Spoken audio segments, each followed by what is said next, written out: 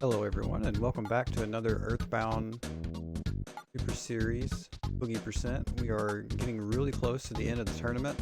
Tonight we have Serra versus DangNabbitJones. The winner of this race will be moving on to the semifinals.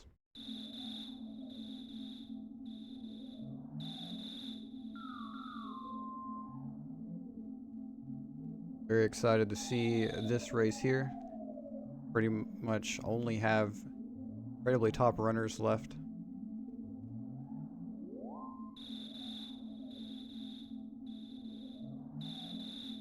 Of course, we have a few minutes of our Earthbound intro that we all love.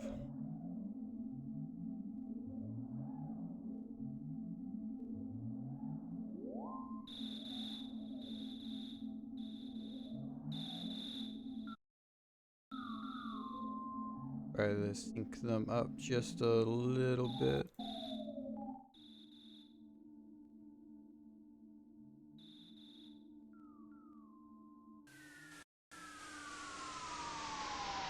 Okay, I will not touch it anymore or I will mess it up. Pretty close now.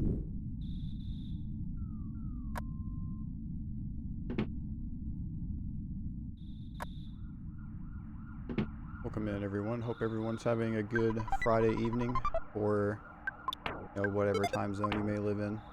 Hope it has been a good day. The weekend is starting. Or perhaps if you're Japan, Australia, parts of the world, you're already starting on your Saturday.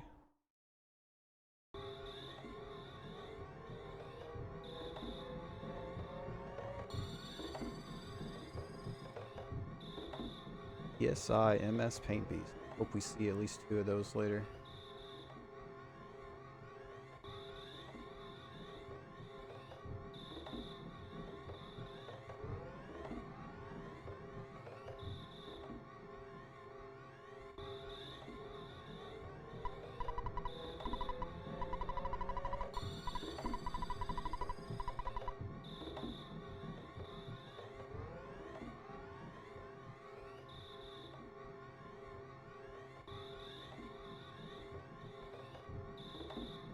Our usual hill climb movement here.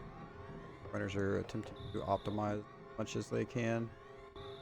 See them gliding off of some of the cliff faces here by running either horizontally or vertically into them. Slightly faster compared to diagonal movement. And of course, anytime you can, holding one direction is a lot easier.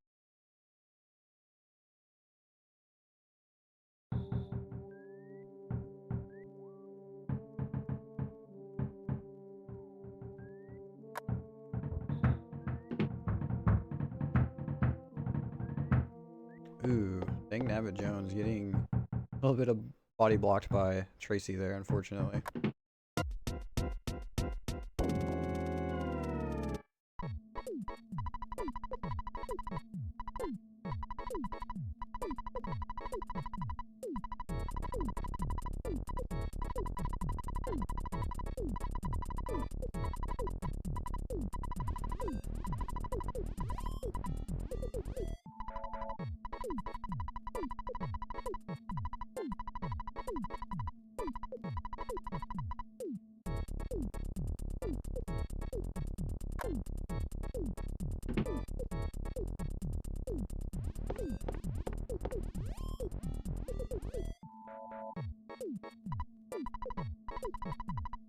I'm gonna talk to Pokey. Take him on our journey. Unless Ness is going on Pokey's journey. Bart Ness. Sarah did go behind the couch. E&J did not. It is slightly faster to go above the couch. However, the movement is a little bit harder. And if you get stuck, do not save any time. Ooh, Sarah getting a dog right out of the gate. As does DangNabbitJones. Theirs is in a better spot that allows them to get past it. Ooh, and they almost get past the crow, but it does get into a fight with them. Smash for 21. This crow is just about done. More dodges. And another dog for Serra. She's not getting a break here. But we did get past it. Couple snakes. Going to do some stutters to get around them. Some enemies in Earthbound only will start moving when they notice that you are moving. I believe it's every 4 frames they check for a movement, and if you move outside of those frames, move without them moving at all. However, if they do see movement, I believe that gets cut in half. They check every 2 frames then. D&J making it to the top of the hill first. They're not very far behind. Every 8 frames they'll aggro, then temporarily changes to 4. Thank you, Pink Train. I had made that much harder than it.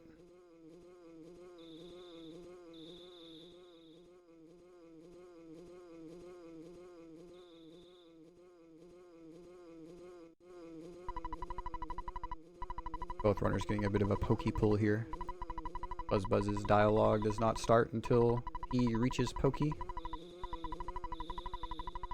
It's slightly faster to move diagonal there to get pokey a little bit closer to the meteorite. Also avoids you from over mashing and checking the meteorite. As we all know, it's very hot.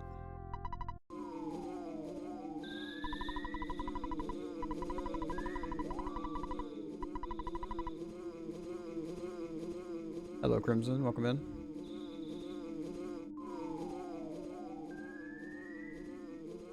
Good luck, Jay Talmar.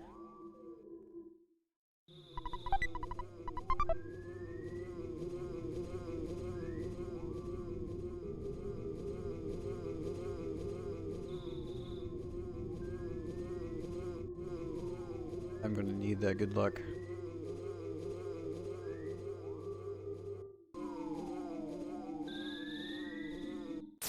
D&J being the first to start Starman Jr. fight. Entirely relying on Buzz here.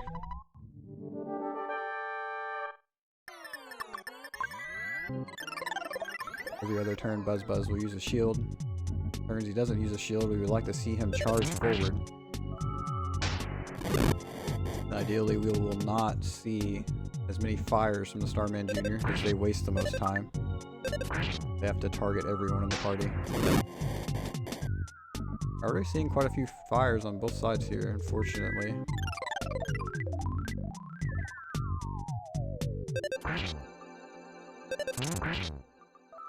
A lot of smashes from Ness on Serra's side.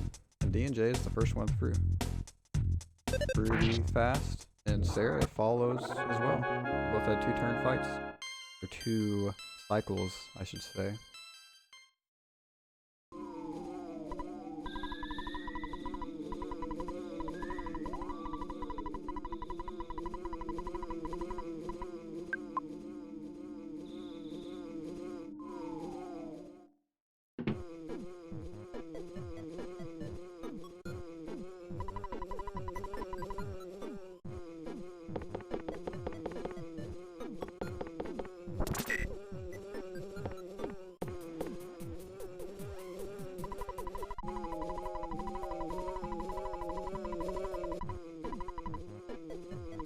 Serra had to have Larna run quite a far distance to come and smash her good friend Buzz.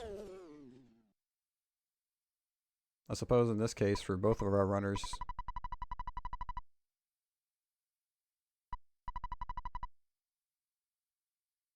this is the death of... wait. What's the name of it? I'm drawing a complete blank.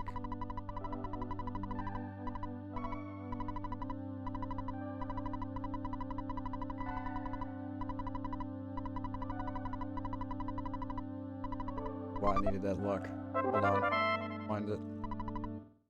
Buck Bumble. I knew it was something, but I couldn't... the alliteration was messing with me.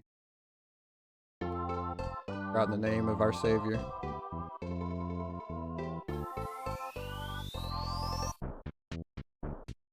Either way, he's dead, and it is morning and on it.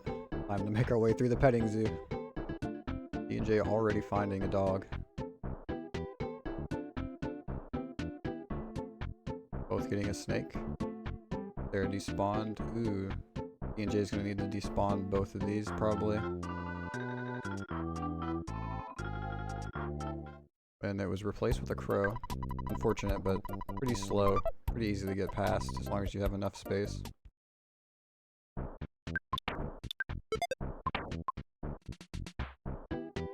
A high five on the way to the hideout.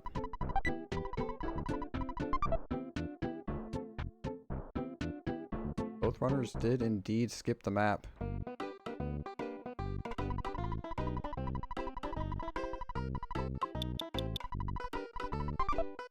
Hope neither one of them forget their way to the police station after a giant step, where I usually get lost. Runners withdrawing $40, buying an upgraded baseball bat, a Holmes hat, slightly worse than the Mr. Baseball cap we just got, but we get $99 for selling it. Gives us enough money to buy a bracelet. Gives us, I think, 4 more defense than we would have ordinarily.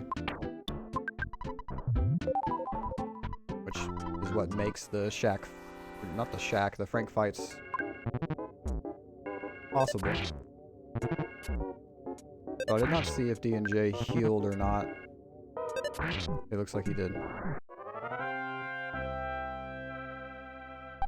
Or no, 18 was the original HP after the level ups.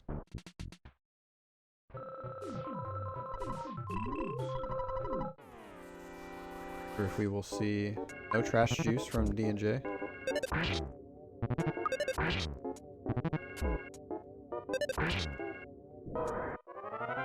Serra taking out the second Pogo Punk without too much, and D&J getting a smash taking down the second Pogo Punk. Was able to catch up, not having to use the trash juice. Now let's see if the Yes Man Jr. will be nice. They're getting 2 hula hoop swings.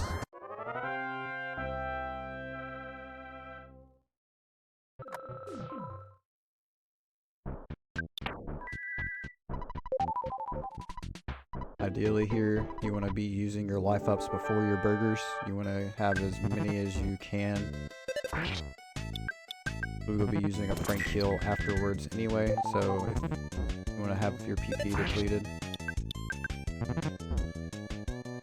Both runners getting bullied by Frank. D&J getting hit by a 27 and then a 19, and oh no.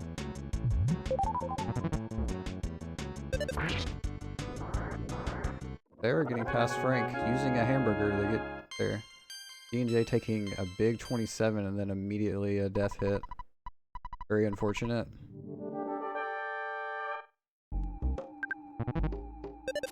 Frank comes out swinging knives, and there's nothing our poor boy can do this early on in the game.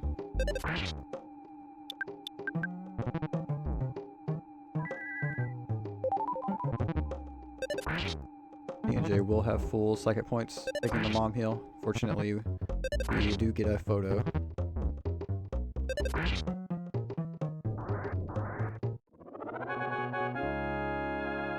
Fuzzy Pickles!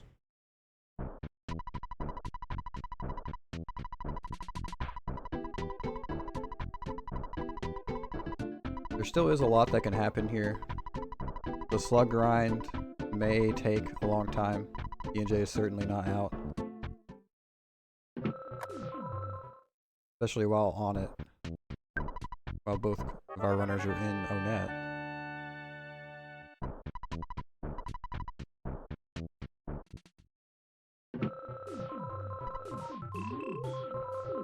I think D&J was feeling some lag, choosing to go the long way to make sure there's no spawns. Go over there and touch that patch of grass. That will despawn any of the sharks that are around outside.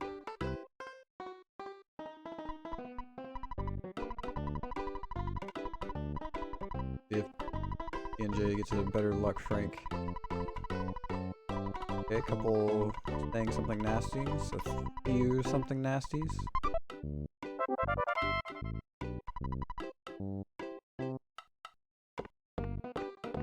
Okay, Frank is one hit away. Okay, Frank is down.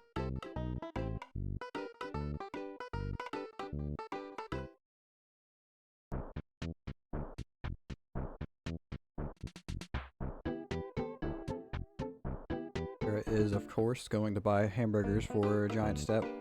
He did use one. Need to be buying 6 instead of 5.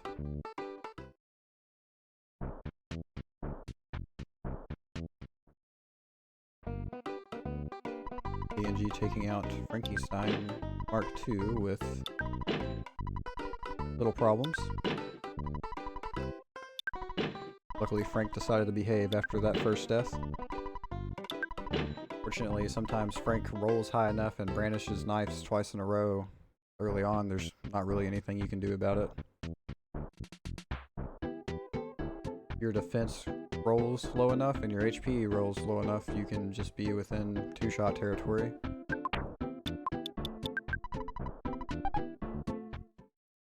Frankenstein Mark II, Electric Boogaloo.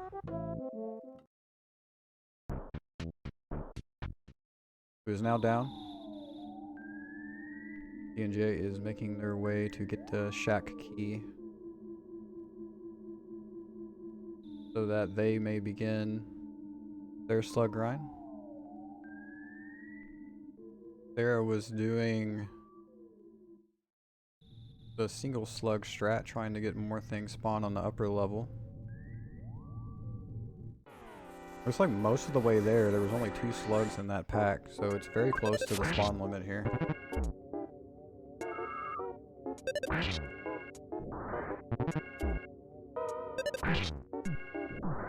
Now that we're in this fight, I'm not sure if she will proceed forward or keep trying this strat, because she is proceeding forward.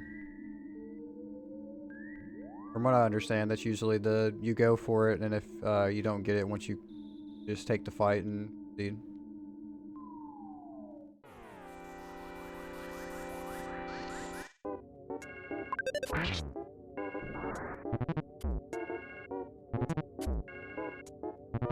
D&J is picking up their burgers. Serra is finishing off her 6th slug. We're going to be seeing approximately 22 of them. So that nest may hit level 8.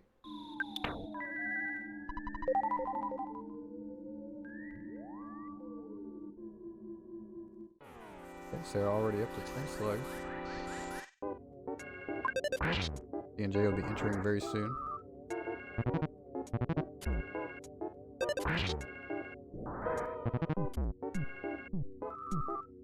I did not even notice a rank heal skip.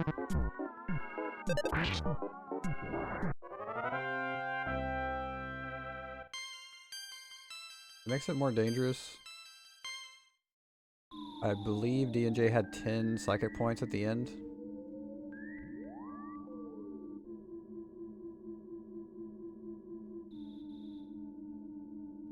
The strategy here we're seeing by both runners here is there's a line pretty much right where that smaller rock is on the right of it. And as you cross that line, that is the threshold to start spawning the spawn plate that's over here to the left. They're getting another 2-pack, kind of strange. There's got 4.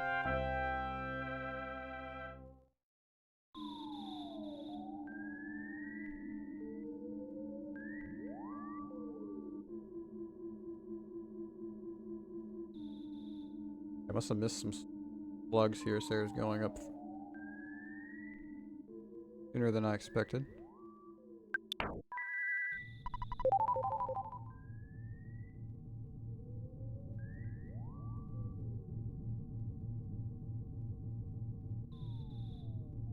Looks like she's going for the 6-pack.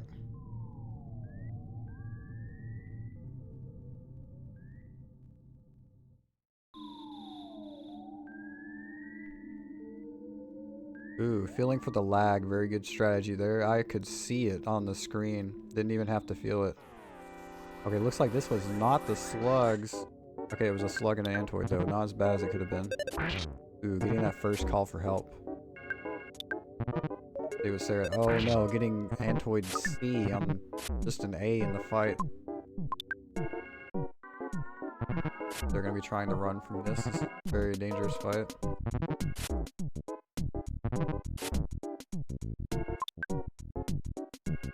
Okay, and did run away. Gonna see a heal and then taking the 6-pack.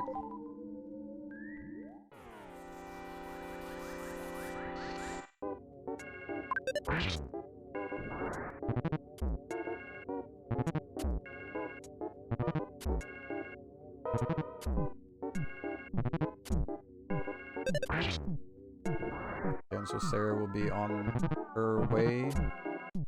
Titanic Ant after finishing this fight, having learned Rockin'. DNJ stuttering past a multitude of enemies.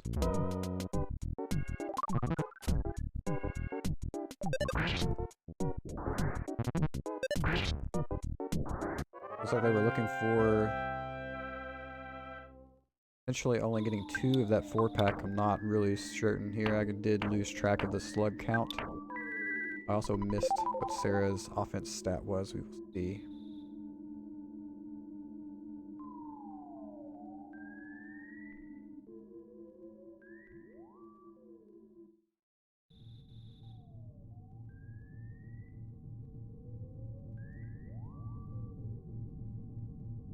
Oh, it was not the level.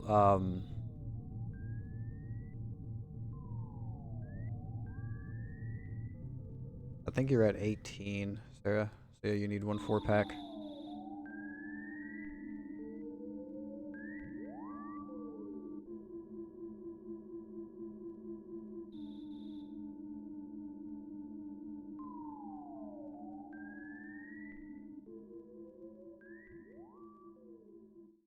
Yeah, that looks pretty promising up there. Yeah, that is a pack of 2 antoids. Get away from them. Okay, C is here. Go away. Okay.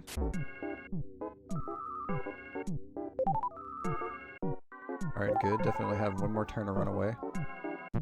Okay, be nice, ants. Okay, that miss is good. And did get away. I'm pretty sure that is a 4-pack of slugs right here. Okay, this will be Serra's level 8. First indeed. These antoids were looking for a fight.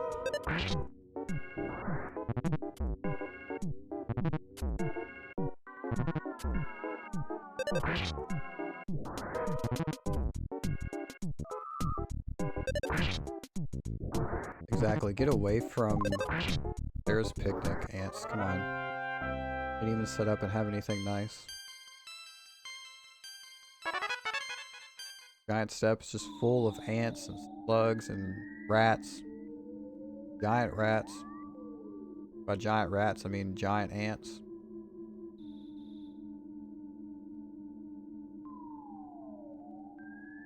Serra does got her stutters. Making her way up to the top to fight Titanic Ant. Not too far behind DNJ. DNJ is starting Titanic Ant now.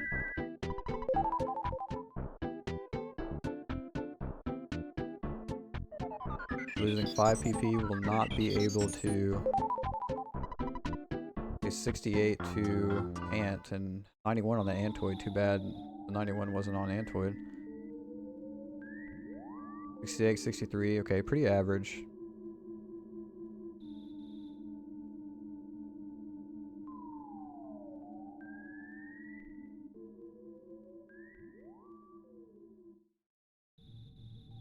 It's like 160, 180 is about 200. I think 2 more attacks here will do Ant in for DNJ. Ooh, that 43.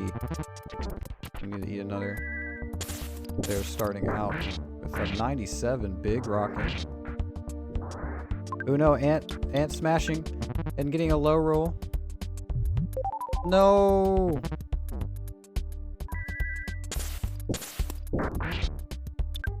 The shield! The ant!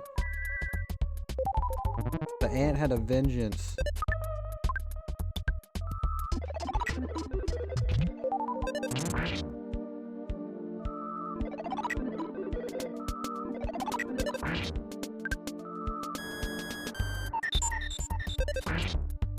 And Serra getting a very nice ant.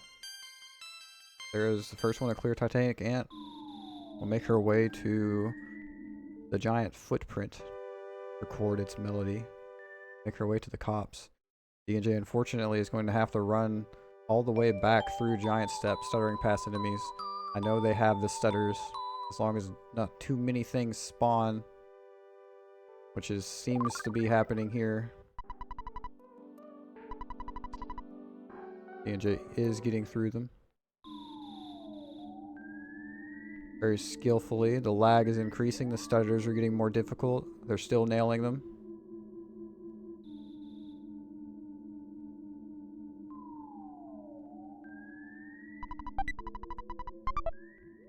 They're picking up her hamburger reward for defeating Ant.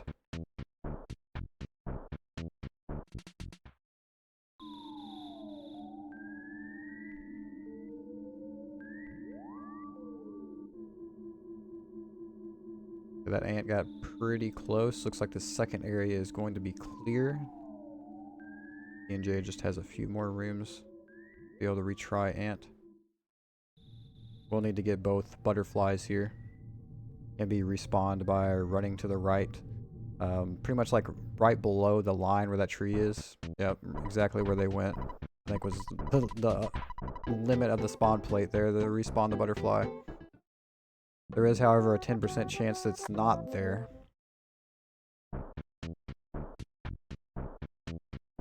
Sometimes in runs you can see that 10% 5 or 6 times in a row. Luckily for DNJ it was there.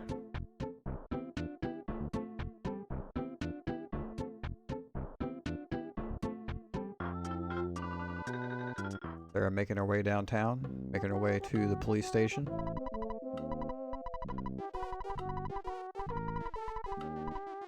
Okay, getting a 90 on Titanic Ant, we love to see it.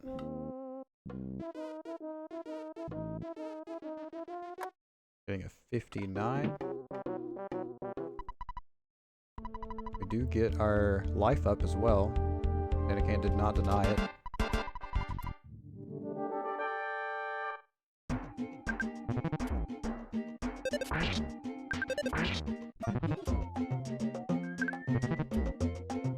Just being a bit mean with the biting attacks, we did see a magnet. We are seeing another magnet. Yeah, I think this one more hit should do it for Ant. Okay, DNJ threw Titanic Ant. Ant decided to be nice this time around. They will make their way to look at the giant footprint, record the melody, and then they will be making their way to the cops fight. They're taking a big hit from that cop, having a hamburger queued up, and is able to mash through it. These crushing chops are coming out.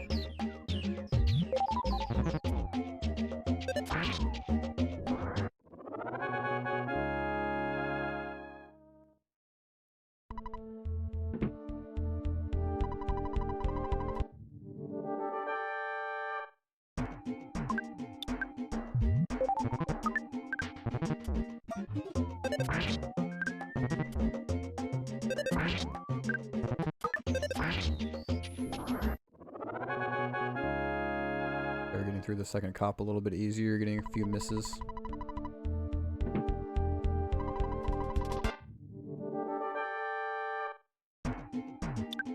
Well, I said second. This is the last cop.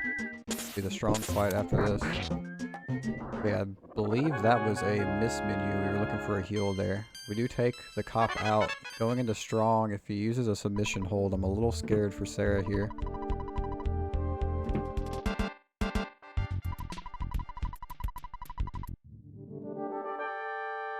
What are you gonna do, strong? Oh, get the hamburger. Okay, good, good. 29 is mashable, confirmed.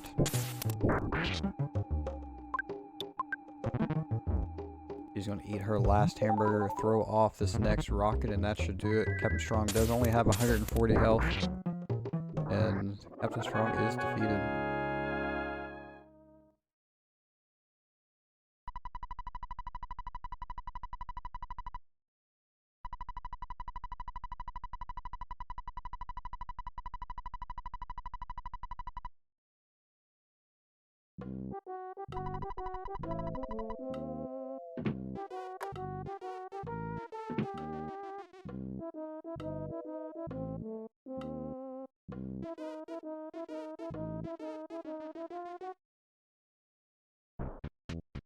High-fiving on the way.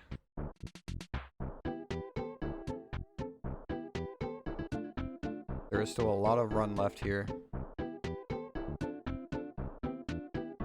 D&J is behind, but not out of the race by any means. Serra was opting to go around that mushroom, but unfortunately there was another, just so she would not be able to do that. Her aggro radius is a fairly small circle around them.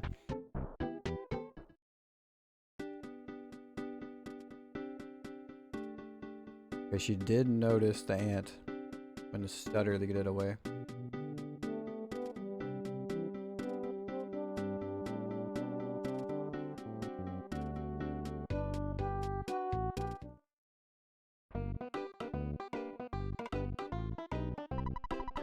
There's going to be withdrawing some money that we will need later, and also making a save here for the death warp later on.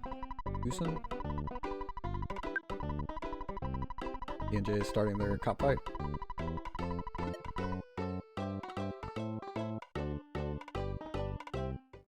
It was the last hamburger the D&J had. Probably a pretty smart move, not stopping for more burgers being this far behind. D&J does have quite a lot of second points to use some life ups. Worst case scenario, you can always heal and just bash out strong.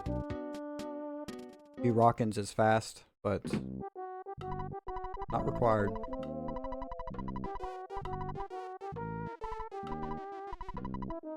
Sarah's gonna feed this stinky apple kid a hamburger that we picked up on the way. Give him $200. Then make her way to the bloop of grass that spawns the pencil eraser.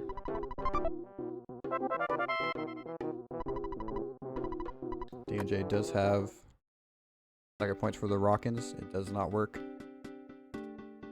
Using a life up. Opting to bash it out at this point. There won't be a guaranteed 2-shot. He does only have 140 HP.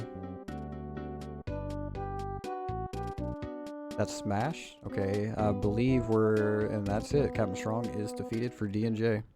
We are officially out of Onet.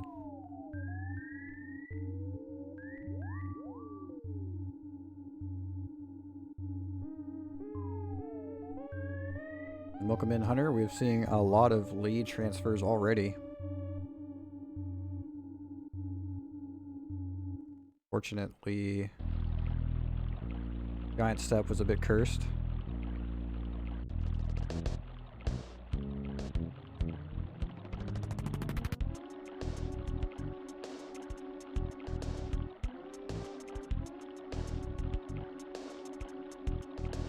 Serra has touched the bloop of grass and is now making her way to receive the phone call from Apple Kid and pick up the pencil eraser. While D&J is walking down to Tucson, we'll be picking up this hamburger to give the Apple Kid, because he is also, excuse me, they are also out of hamburgers.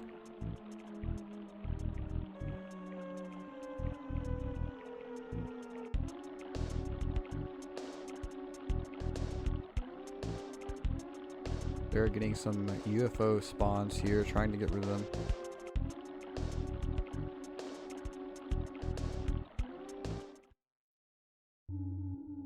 Hello, hello, welcome in, Ari, Raiders. Hope your stream went well.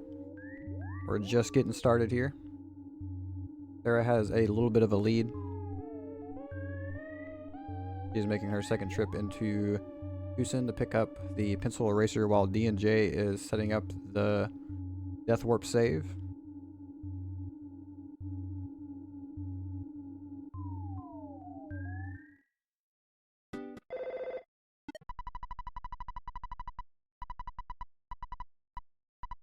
Saw a little bit of a cursed giant step. Sometimes it be that way. There's going to chase down this butterfly. Makes PRV quite a bit safer. You have access to a rockin' wouldn't ordinarily have.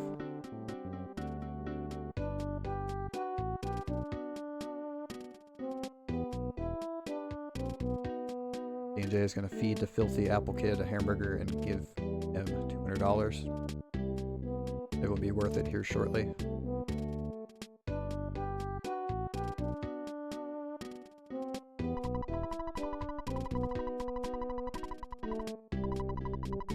I don't think I've ever seen the mouse that spawns that close to the fence down there. You can barely even see them. Oh, and they walked right some more and was completely hidden. Serra is going to be picking up a skip sandwich.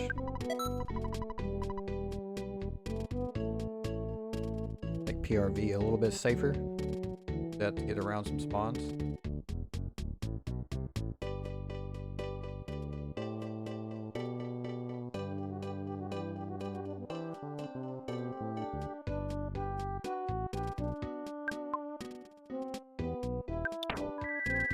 Sorry, Hunter, what was I saying like that? Was it the filthy apple kid thing? He does say he's dirty.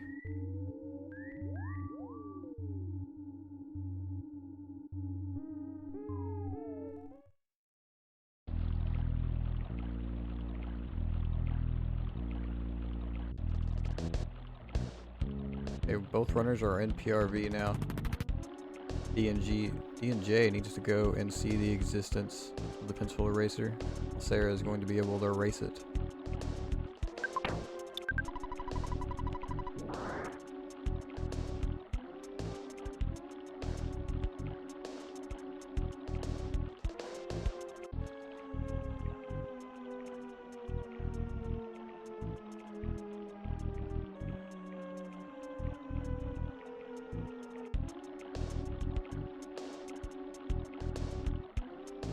Dapperds, welcome in. I might have pronounced your name correctly. Hope that I did. If I didn't, feel free to let me know. And indeed, witness the pencil. The erasure of the pencil. We have a magical machine that just completely grinds them into dust, I suppose. Serra knows that she's faster than the oak trees and skillfully going past it. She knows she doesn't need the butterfly. I'm not sure if she's full HP actually.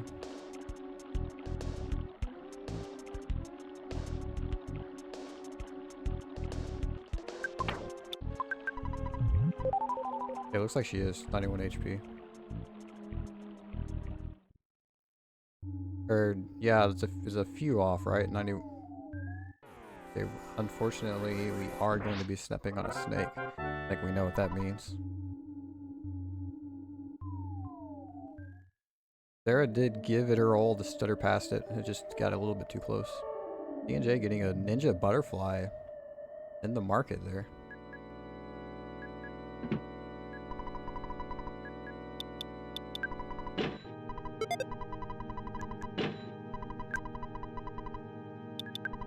Doing her shopping in Tucson here to get an upgraded bat and baseball hat, a Holmes hat.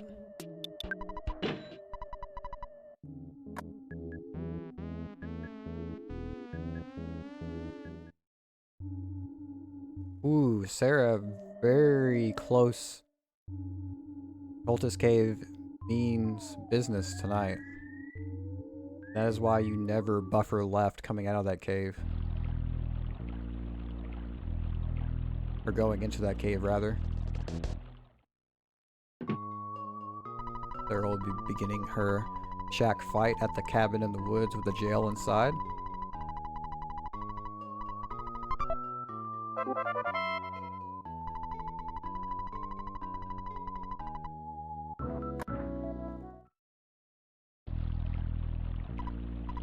To be fair, I think the snake wanted to be stepped on, otherwise it would not have charged into an S. The other one's new. That snake decided to test.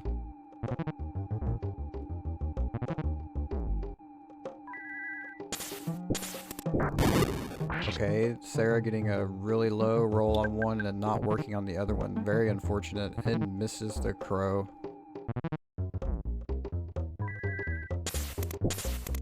Okay, 103, we did take out the one, didn't take any damage. 56 will take the next one out, and the crow takes it as well. 2 rockins, pretty standard. That was pretty scary. A really bad rocket into a pretty darn good one, and that will do it.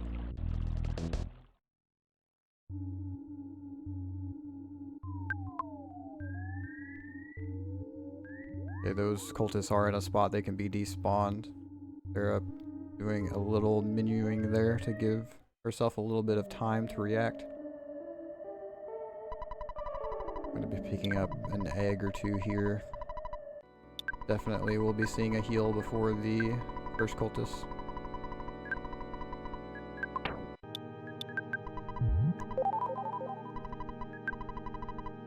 Taking a few bananas as well.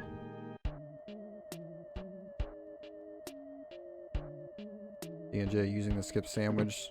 Didn't have to use NPRV to get through the cave a little bit faster. DNJ will be doing shopping as well. No shopping skips here.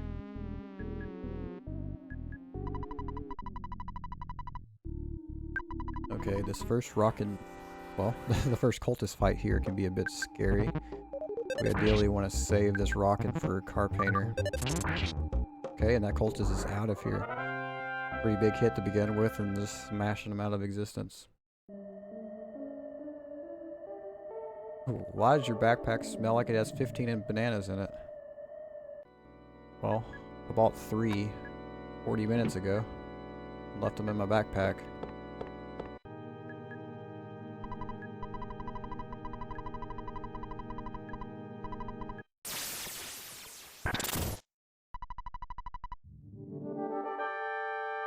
DNG getting red swirled by 2 crows here, unfortunately. Hopefully we don't see any stolen items here.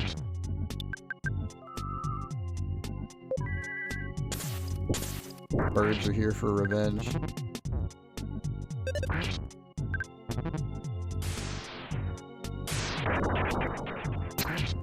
Okay, 170. Okay, there's some really good rolls for Serra onto Car Painter Fate.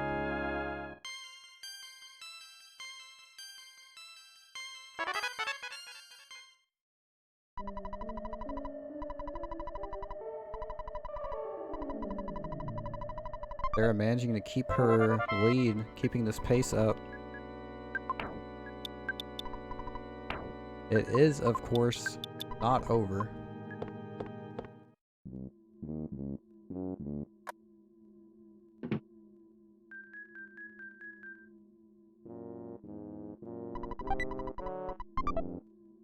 Even this death warp coming up could be cursed. Take 20 plus turns for the mole to attack. You never know what will happen in Boogey percent. Or in Earthbound in general. We also have the 3 graveyards, may cause some headaches. A brick road and pond cave, all remaining. DNJ getting a very terrible fight. We have Cultist D, and DNJ really wanted to save that Rockin' for Car Painter, but it's gonna have to use it here. Luckily it does take him out with 1 hit.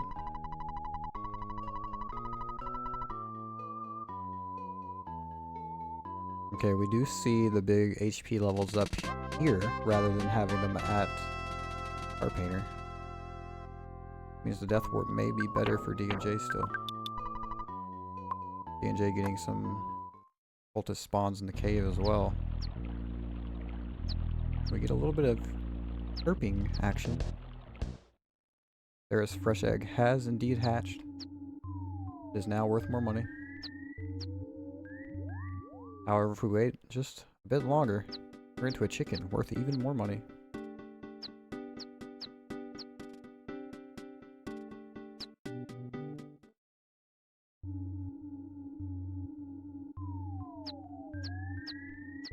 Okay, Sarah's going for something here. Either going to go for a death warp on the UFO or is going for a partial boggler strat.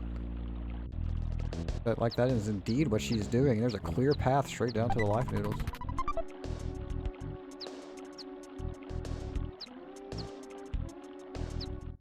Gonna take this fight with the UFO and the Rockin' Robo. This is pretty much ideal here. They should take her out pretty fast. Can defend on both Ness and Paula.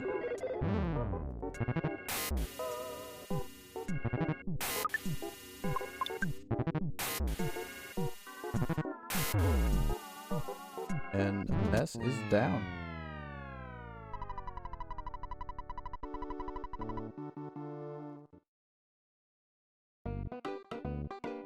D&J is in the car painter fight.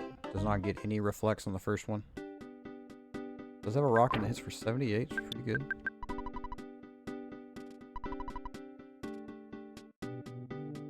Serra gets an RE point for a PRV death warp. She did pick up the life noodles. I guess she is saving them for later just in case something crazy happens.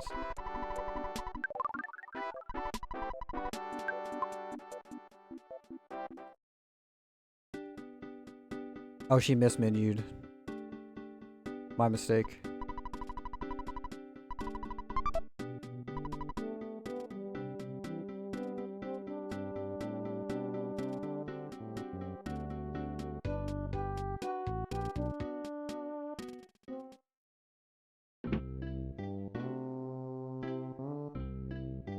Fortunately with that, Serra is still -1 RE point. Made up the stepping on the snake.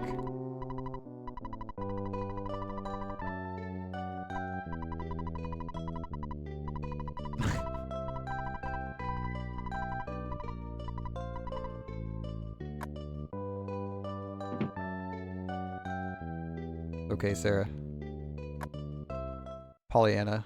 Make it all right in the end.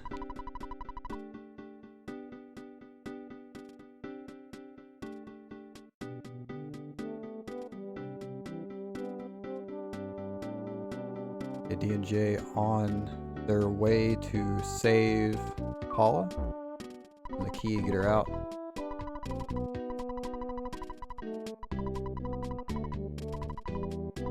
Okay, it's Crow City again for D&J. I don't think that one was even avoidable. We are just going to see an auto fight here. Running away from them is pretty much impossible. They have 77 speed. They're getting a very nice diagonal walk, not hitting the photo trigger. Looked pretty much optimal.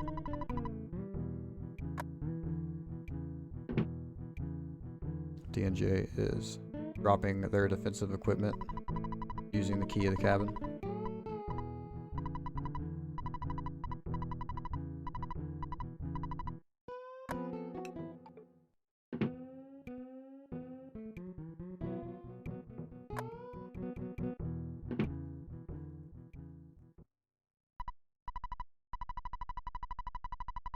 Used auto fight on the crows, only the heal. Oh yeah, the life up can happen when you're like below 20 or so.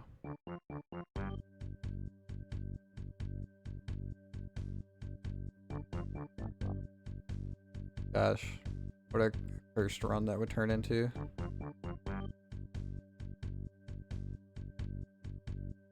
We do get our Runaway 5 show break here on Serra's side, while D&J is going to be starting the death warp.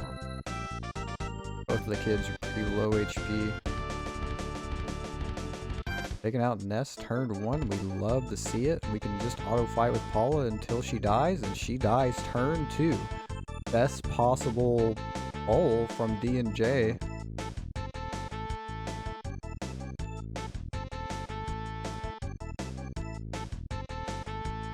I don't know if we will ever see a mole as optimal as that.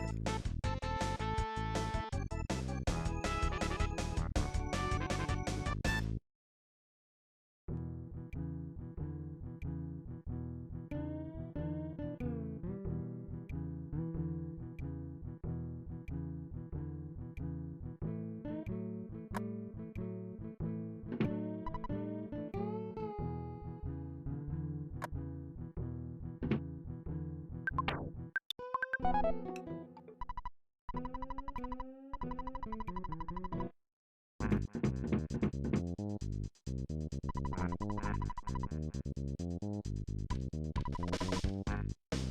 we got some bus options here. Got a right bus. Got another right bus. The only bus.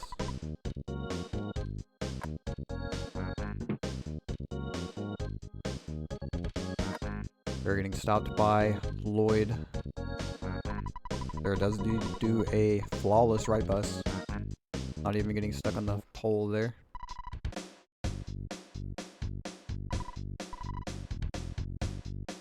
Okay, and the dog is safe, thankfully. Runaway 5 did not run the dog over tonight. At least not yet. There's just 2 more chances for that to happen. 3 more, actually. DNJ has not gotten there yet. As a reminder, the winner of this race will go on to do a race against Hunter. And the winner of this race will be in the semifinals. So whoever wins this will be facing up against Hunter.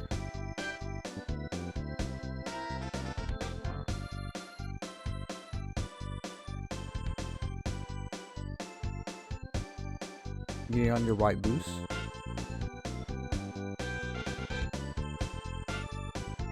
Boost. Loser of this race has to eat 6 hamburgers.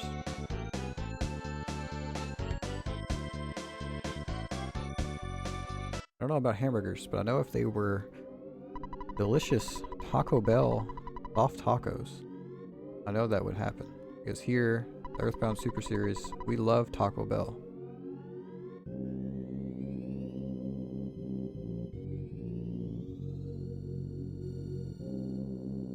Be out there, we're looking for sponsorships. There's tournaments. Be prize money. Gift cards for tacos.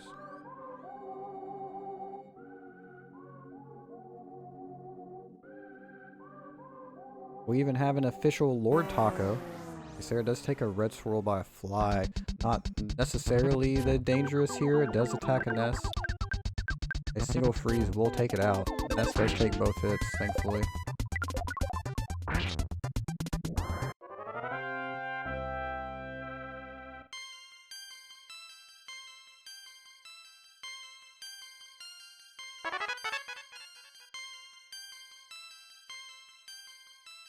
More of a friendlies kind of gal. Cool ball. Is that a taco place? I know Del Taco exists as well, which is kind of, I hear, a slightly better, slightly worse Taco Bell, depending on who you ask.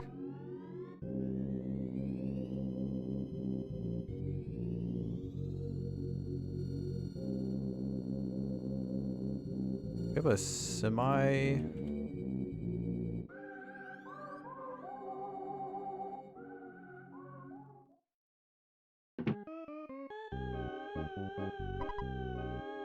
Let's see, is this place a chain or not? It looks like it's not. We've got a pretty local place that makes burritos. It's pretty good.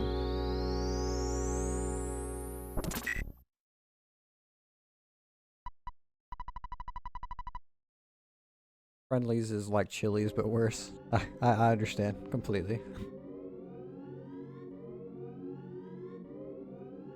It's been a really long time since I've been to a Chili's.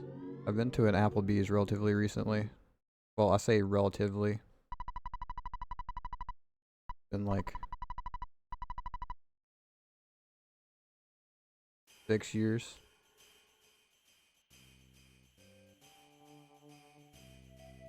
Okay, D&J doing a right bus as well. Runners really are not that far behind.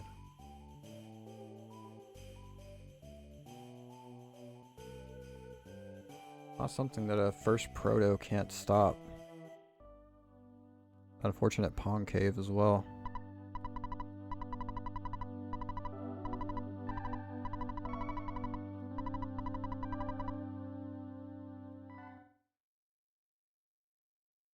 There's more ice cream in the northeast and the southeast.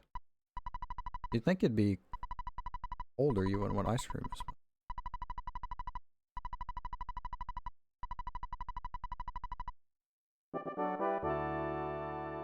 Thankfully,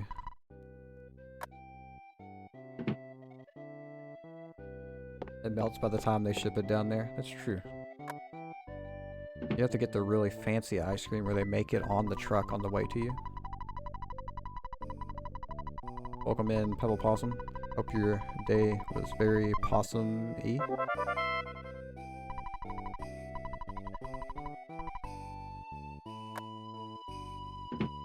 They're seeing our good friend Maxwell.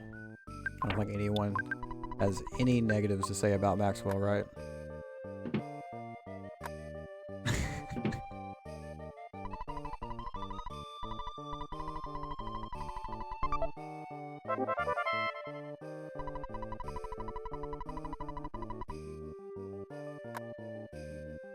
I see the Maxwell enjoyers are in force again tonight.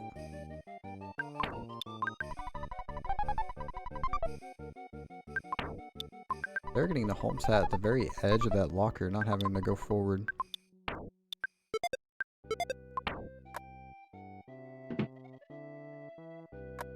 And of course, being facetious, I know Maxwell gives you a bent key and then laughs at you about it not working and gives you an invention. I do somewhat believe that Maxwell hasn't been in that room in a while, and D&J getting some crazy spawns in the graveyard here, not getting any luck. Each time they've gone up here, there's been something. There's more and more ghosts. Okay, that's the deal. We can deal with those. Looks like there's nothing up above. We are going to be able to get through.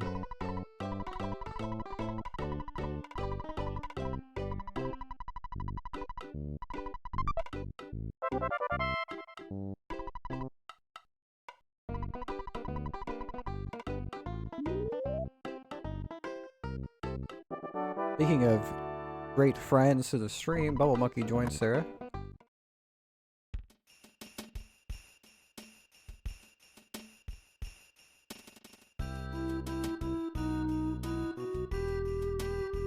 About the Shooky, it's all crimson green. Indeed.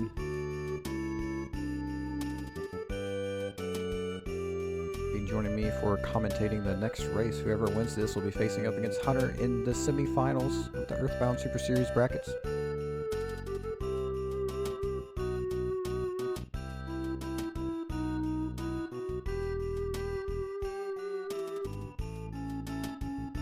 And on Sunday at 9 a.m. Eastern, we'll be seeing the next match, Octopus Kyle versus Mistes Games, to see who will be facing off against Rain TV in the other semifinals.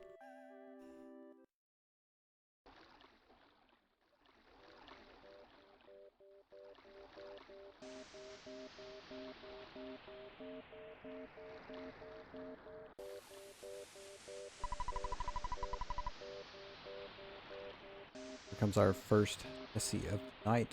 Get those Tessies out.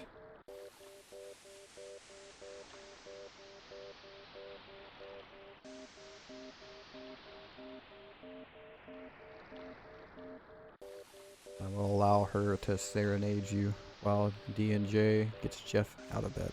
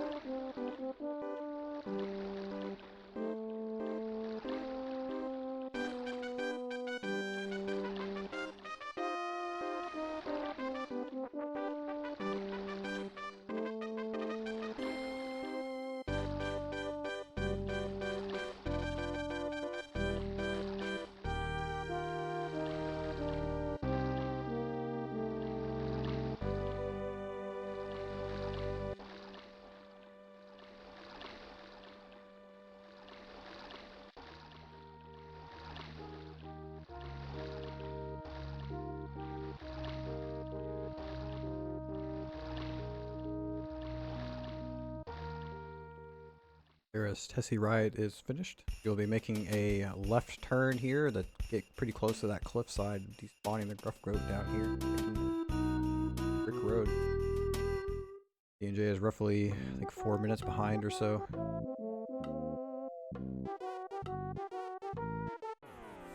They're getting pretty close to that first protoplasm skip. That looked really close, except for Bubble Monkey ruining it.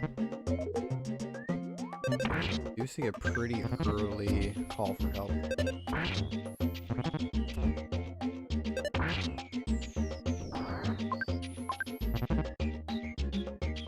Okay. Protoplasm does not take her out. Able to get the egg heal. Auto fight the rest of this out. If happens to miss it. Another call for help. Unfortunately, we're going to see a runaway here. And we do get it quite a few turns. Wait for turn 5. You have roughly, I think, yeah, it's a 25% chance to get away. They're getting this duck. It just moved its way in that corner. That duck wanted to be skipped.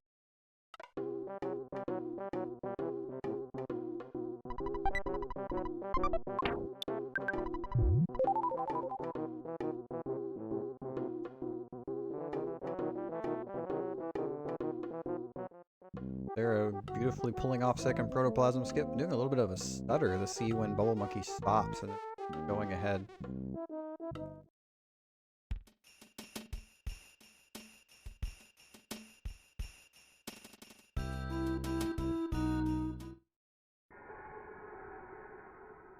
Making her way into the pond cave, getting the first room here spawn free.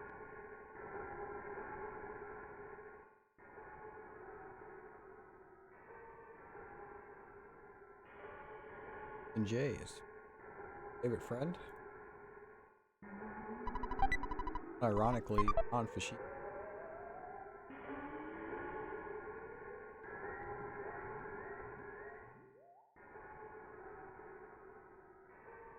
Doing little stutters there is pretty neat. When Bubble Monkey stops, Serra does get a great whirl by turning Bubble Monkey into that. Getting a quick runaway. Okay, Serra did purchase Skip Sandwich DX. Oh, that mushroom bodied Jeff. I did not expect it to hit that hard. I forgot that those mushrooms are different than any of the other mushrooms. Serra doesn't have to go through Brick Road again. All these enemies are defeated.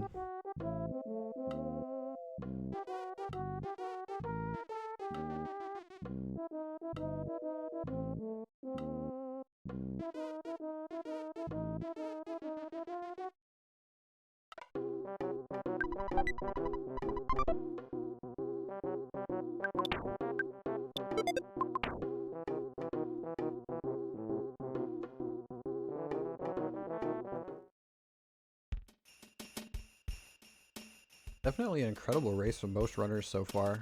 We've seen a lot of fortunate RNG, but some masterful plays on both sides. Both of our runners have the stutters. Watch D&J stutter all the way back up to the top of Giant Step Pepper, taking a death to Ant. Even with all of the lag. Both of our runners are entirely very skilled.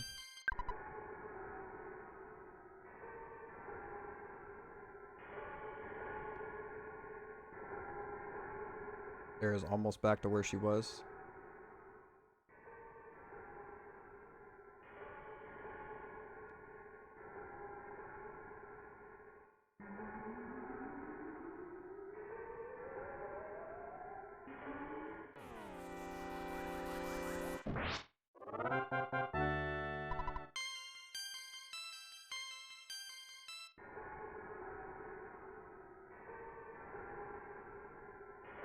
They're highlighting the pond cave. This is why it is named as such. It is not just a cave, it is a cave with a pond.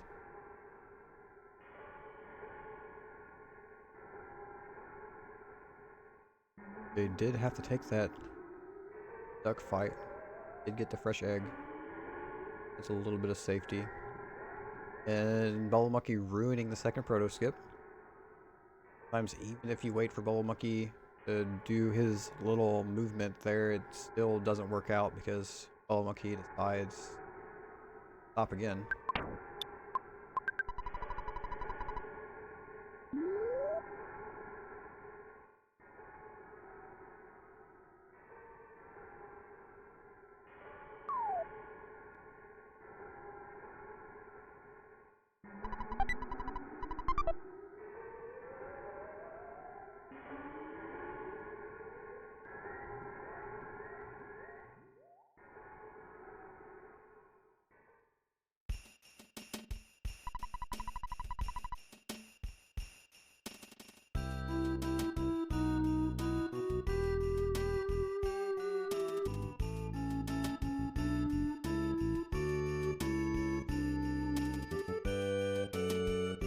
DNJ is not far behind anymore. A little bit of luck on these spawns in this final room.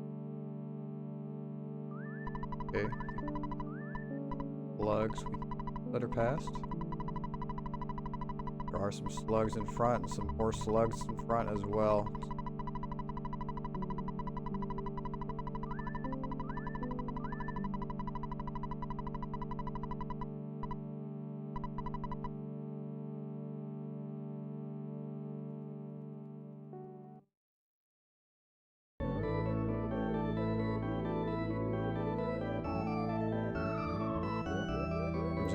Congratulations on cat mascot.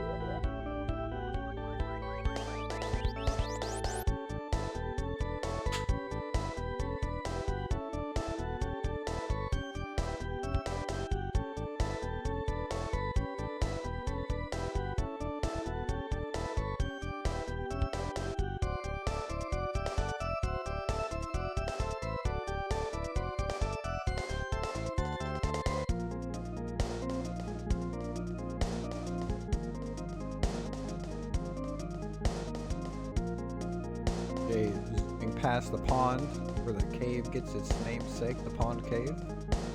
Or it is the cave that has the pond in it.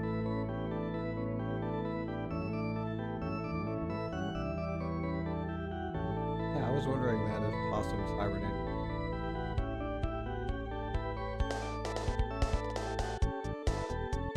Oh, a Christmas possum. At that point, you just have to keep it, right?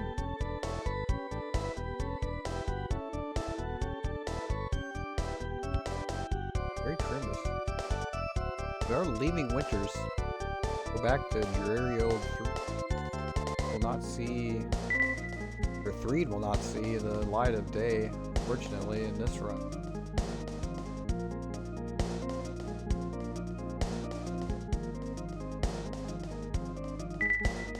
It has to get these mushrooms out from the top. Even that one would spawn and run. Not spawn, it's already there. Okay, this will work. Those two will get stuck.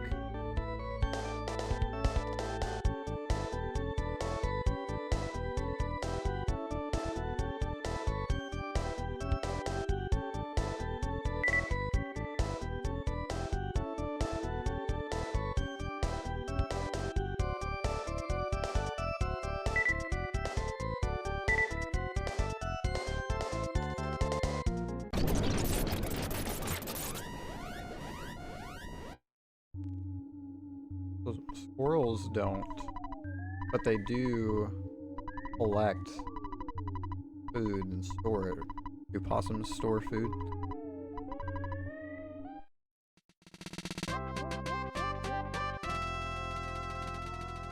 That would be great if we could hibernate.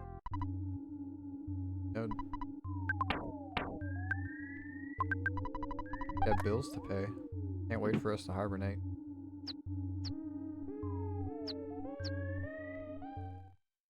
Fresh egg chirping. And by the fresh egg chirping, I mean the chick is chirping.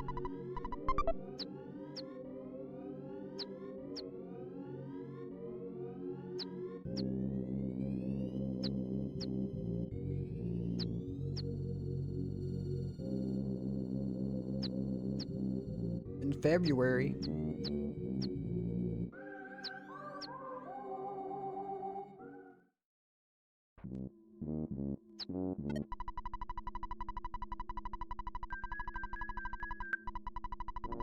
They're taking a safety save in case the worst case scenario happens.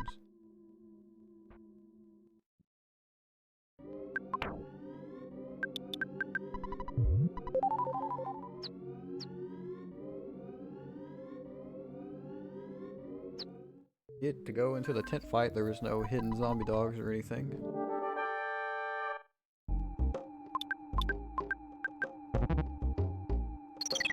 Fire off this big bottle rocket, see how much damage it does. 628, one shot. Boogey tent is down. GG, Serra.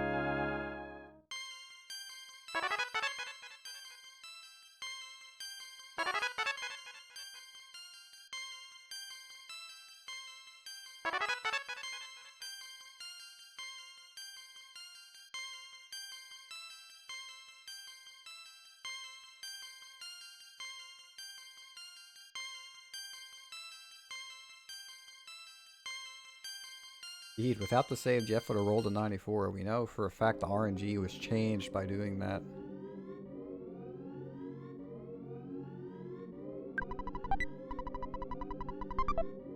They're getting a 111.53 even. That looked pretty much exact to me as well. No time for milliseconds here. And woo, descend off.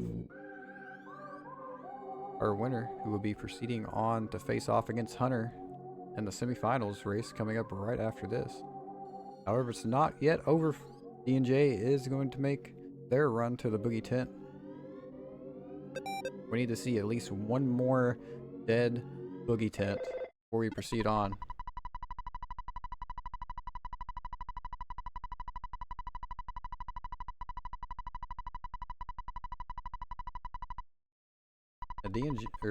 Serra does indeed have a chicken. D&J has one as well, we just weren't able to hear it. Speaking of that, actually.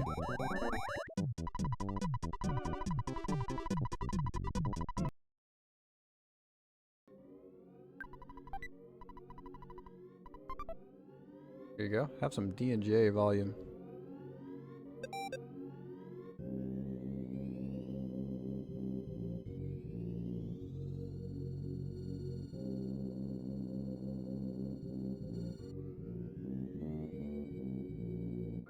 Aw, awfully kind talking to the mouse. The mouse loves Serra.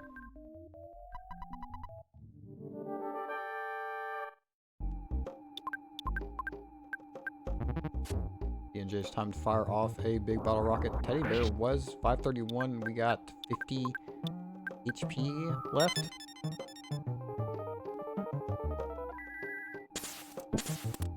That rocket will do it. GG. The DangNabbitJones.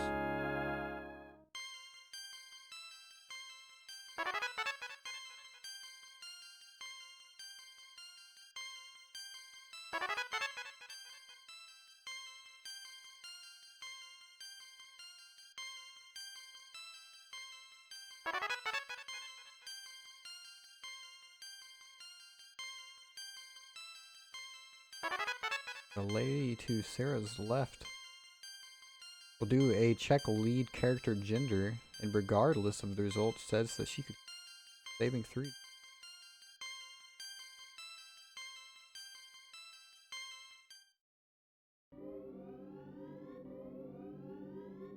Everyone here knows love has no bounds, not garnered appreciation, how you feel about things. Sex does not matter. GG's to both of our runners. D&J finishing up with a 114.42. And I would like to ask you all to hold on to your horses while this next race gets set up. We will be seeing Serra facing off against HunterRNG for the semi-finals.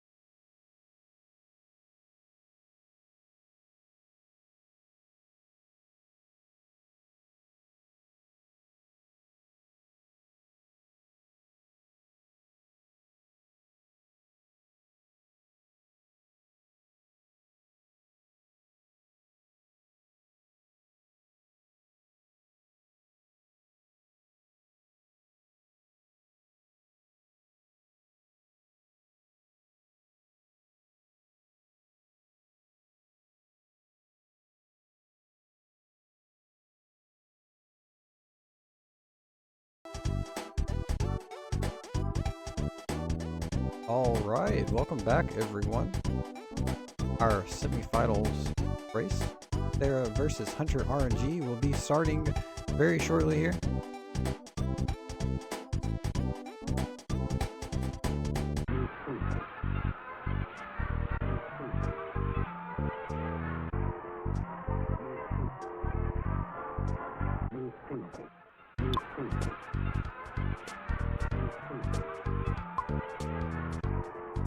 Hello Crimson, sorry I had you, or I was muted in Discord. Yeah, I just posted that in chat. Welcome everyone, welcome. Good to be here. Looking forward to this race. Serra had the Wait, this stream can hear you, but I can't hear you. You can't hear me. Uh-oh. Oh no.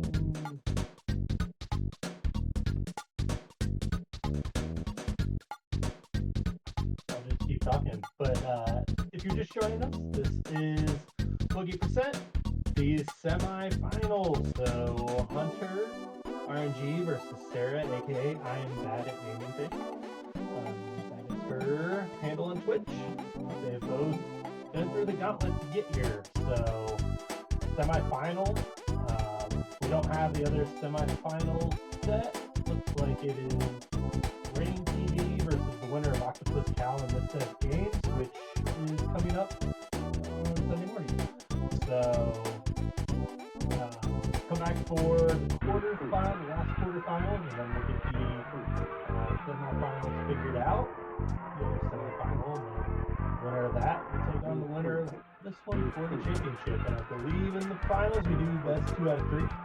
Could be wrong there, but I'm sure I will be corrected either way. But once Shook gets their microphone situation figured out, all set now. Thank you. You're all set. All right, good. So I'm gonna go ahead and start the countdown once I get back to the race room. All right, we're gonna get started. Before start the race, so we should see the runners get started here shortly. Good luck to both runners. It is gonna be a battle, that is for sure.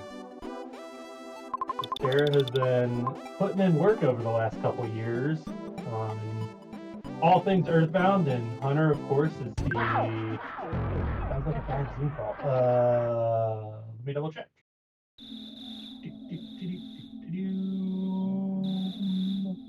I think so. Let me double check my settings in Discord.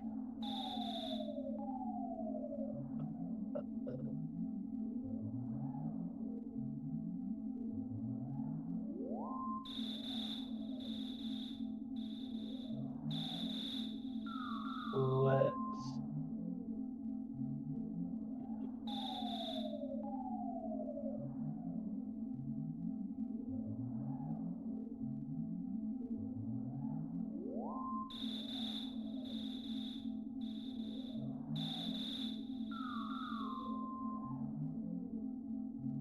Showing up at N and H's houses respectively tonight. N and H. Hold on, I'm gonna try something real quick, see if this works. Oh, am I echoing? And No, it's my mic. Pebble, and I noticed that on stream too. My mic may not be the right. Yeah, it sounds terrible. Give me 1 second. sure. Of course, not much going on here. Both runners are just doing the hill climb. Like Serra did get the bat early, while Hunter going to be picking it up later.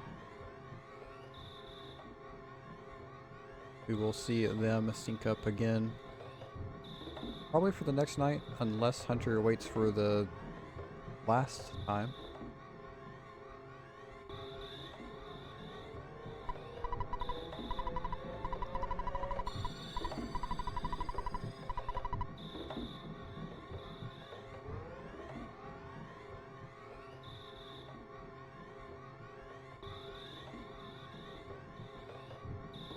I'm gonna restart Discord real quick.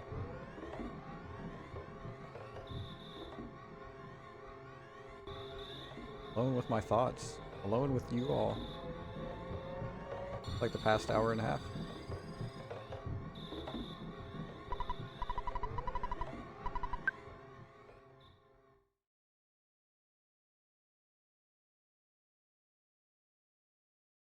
Slice of Itoi.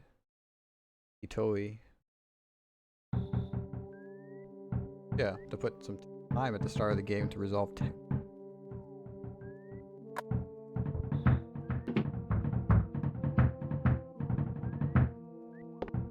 getting that knocking that we know and love, and I see that peaking a little bit. Let's turn it down just a smidge.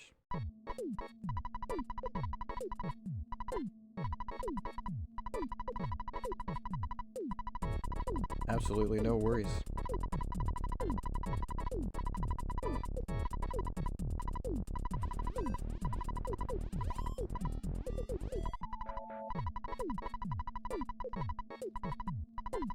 The sync up that I promised.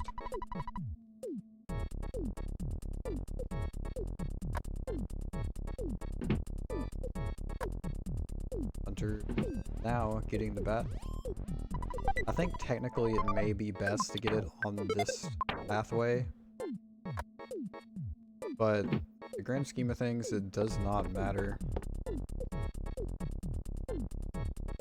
You save a little bit of lag by not having Tracy in the room. I mean, you're saving just a couple frames or so. Getting it the first pass or getting it that pass is best, because otherwise Tracy is in the hallway and leaving her room and then going to the left is kind of difficult. She may block you, or more likely to block you anyway.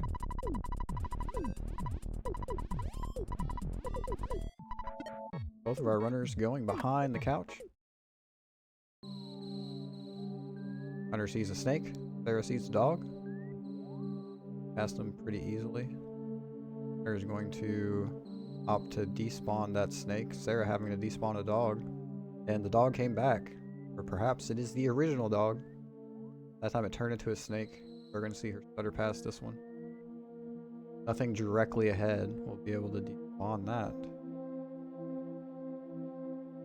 Hunter getting a snake. They're also getting a snake. These are stutterable. This row is a little dangerous. They're opting to get the snake a little bit further up, so he has a little bit better chance. Oh, that crow was just completely stuck. No chance. They're taking that snake fight, unfortunately.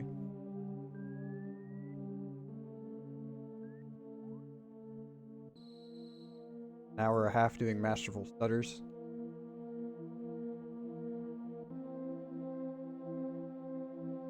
Hunter is going to be the first to reach top Boogey. Of course, as we saw last race, small lead certainly go away at a moment's notice. Hunter doing a pokey pull as well. One is pretty darn close. Buzzbuzz going to come out of that meteorite and really touch pokey for the part. They're getting a really good one as well.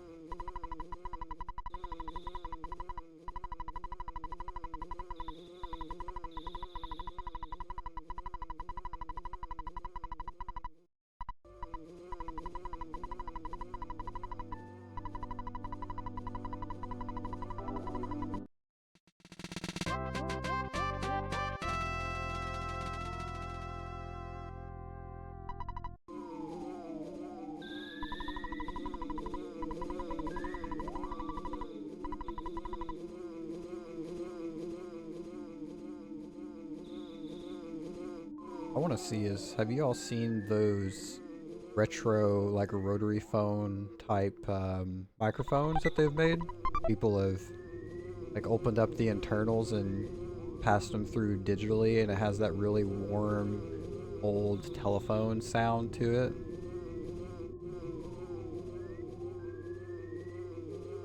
Welcome in, say Fuzzy Pickles. Hopefully we will not see a photo tonight.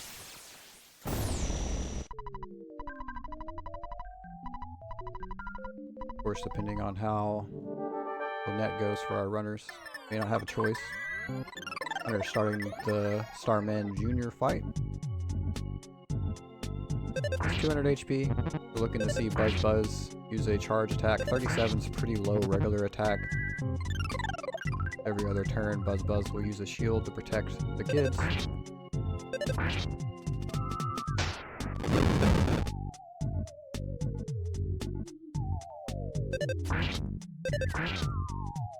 They're also getting a relatively low row of 56. However, that is a order.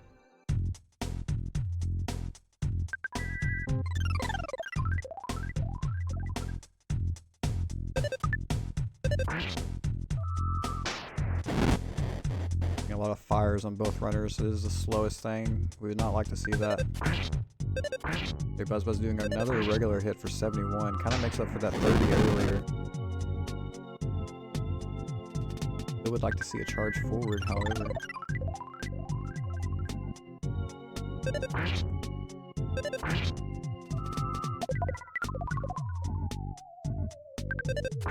Oh, a freeze from HunterRNG and getting a big hit. Oh, a smash for 150. Is that from Serra? Both runners getting out of getting out of the Buzz Starman Jr. fight around the same time. I don't know if I've ever seen. I didn't know that Buzz's charge forward attack could smash. I think for 150, we love to see it. Too bad it was when Starman Jr. had, you know, like 50 health left. But we take those. Love to see it.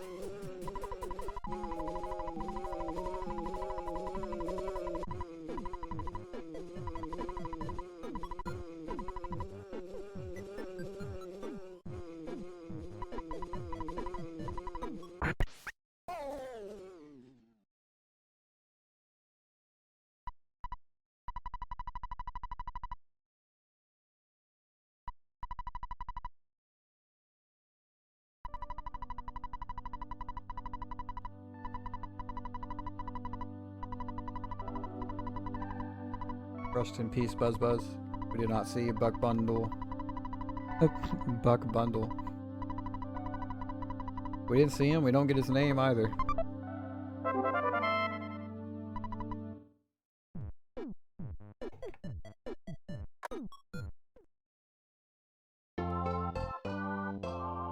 Octo and Ox are at Taco Bell, Japan right now. A historic moment. Earthbound Super Series history. Semifinals going for the Boogey % run while our Japanese runners are enjoying Taco Bell for the first time.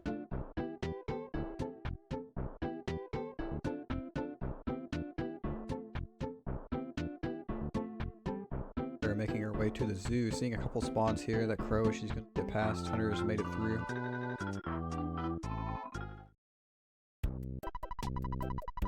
Taco Bell Japan does sound amazing. I'm sure they have some interesting menu only there. Their quality of food, I'm sure, is much higher as well. There's a butterfly stuck in the trash can, somehow not picking it up by Hunter. That was interesting. See a lot of fun stuff.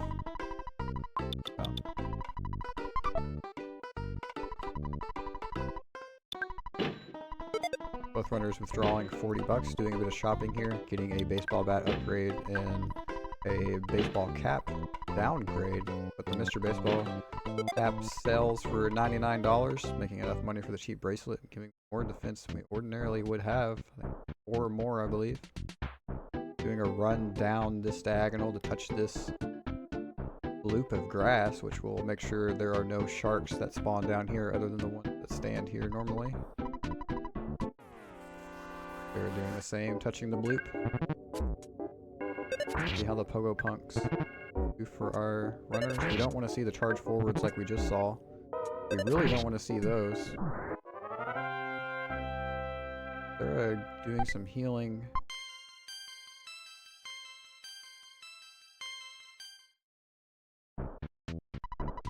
There's going to be picking up the trash juice as well for a bit of safety. We saw Serra pick it up and use it before this fight.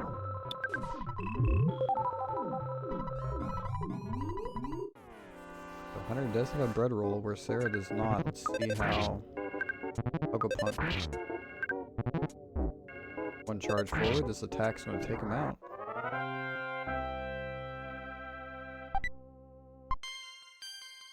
Serra's side did miss charge forward, which is very nice at 33 HP. Hunter opting to eat the bread roll, very smart here. This Yes Man Jr. can swing that hula hoop for 10, 11 damage. I think he can hit up to 13 sometimes. Alright, let's see if this works now. Hello Crimson, welcome back. Does my mic sound choppy at all? Because when I was testing it in Discord, it sounded kind of choppy, but how are we sounding now, guys? I think it sounds pretty good. Alright, great. We're back in the game. Let's go. Just in time for the Frank fight. Double Frank fight. Let's go. Hunter getting that heal in. While Frank is swinging away at Serra. Crystal Clear Pepsi. I would like to try Crystal Clear Pepsi now. Like, I remember trying it like in the early 90s and thought it was awesome. But it's like, was this just like, you know, 4 or 5 year old Crimson just thinking that any soda was great? Dang, they are almost frame for frame right where each other are. This is neck and neck now. The Frank fight went a little off the rails for him, but they ended at the same place. Hunter getting a smash, taking out Frankenstein. Ooh. The smash. Oh. The Ooh. save. The save. Like Serra was literally at 0 HP on that heal. That was nice. Serra taking out Frankenstein. We will not see a Frank death tonight for Let's go. Another one.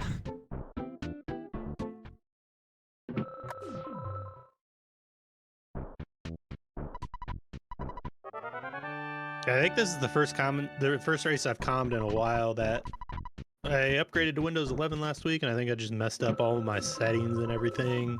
All the fun stuff. Serra taking that heal, while Hunter is going to get the key to the shack. Yeah. I miss Windows XP. Those were simpler times. I'm glad we're past Vista. We don't talk about Vista. And 8. I knew someone was gonna say Windows 3.1. How did I know it was gonna be airy?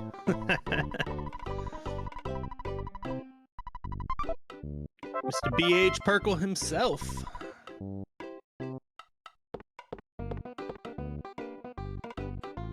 We can only guess. We can only guess what the BH stands for. Sure, I know a lot of people have their own thoughts.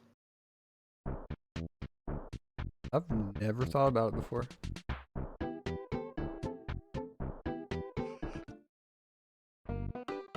Bring back the abacus. I think Vista was also my first laptop, if I remember correctly. The university I went to has one of the original punch card coder coding machines, compilers. Still have it.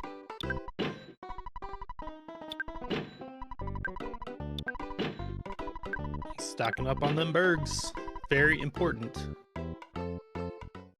We had a bunch of burgers left over because we did a little cookout for people for trick or treat on Tuesday, and we had a bunch of burgers left over because by the time the burgers were done, it was snowing. Not fun. So most of my meals the last couple days have been like Ness fighting the Titanic ant, where it's just burger, burger, burger, burger, burger. Hopefully you have some salt packets or ketchup laying around. Oh yeah, ketchup. Ketchup all the way. Ketchup, pickles, put a piece of cheese on it. Good to go. Like both runners are going for the single slug action here. Mm-hmm. Trying to get as many enemies reaching the spawn cap on the top floor, so that way there will be single slugs down here at the bottom. Yeah, that's what we saw Serra do last round. It looks like Hunter is trying to do the same thing.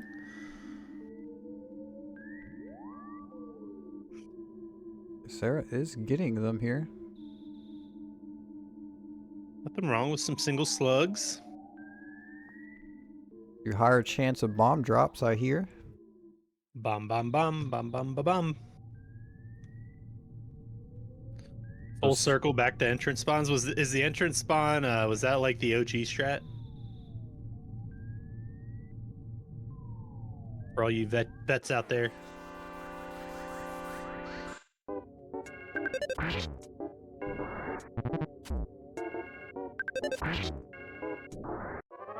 We're getting a strange pack of 2. I thought there was more slugs there. Oh, I guess there was just the 2. They like to hide. Stepping on slugs, favorite pastime of Little Crimson.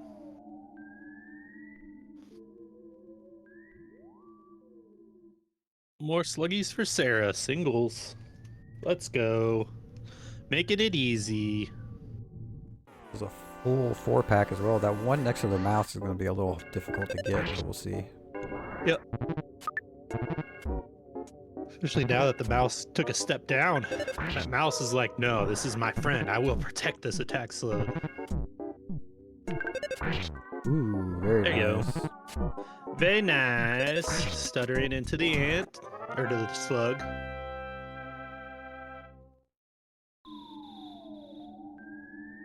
Ant, slug, same thing.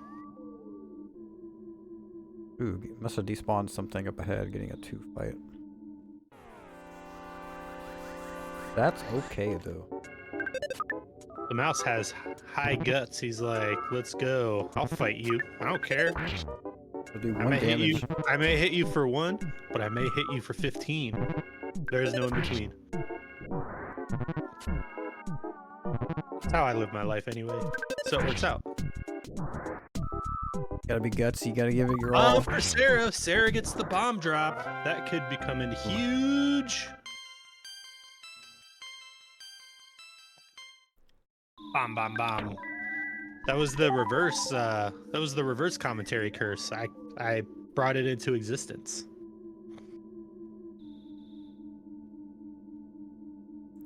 Are you superstitious here on the Earthbound Super Series comms? I am not, but it seems like everyone else is, so I just roll with it. Yeah, it's hard not to take the blame for it.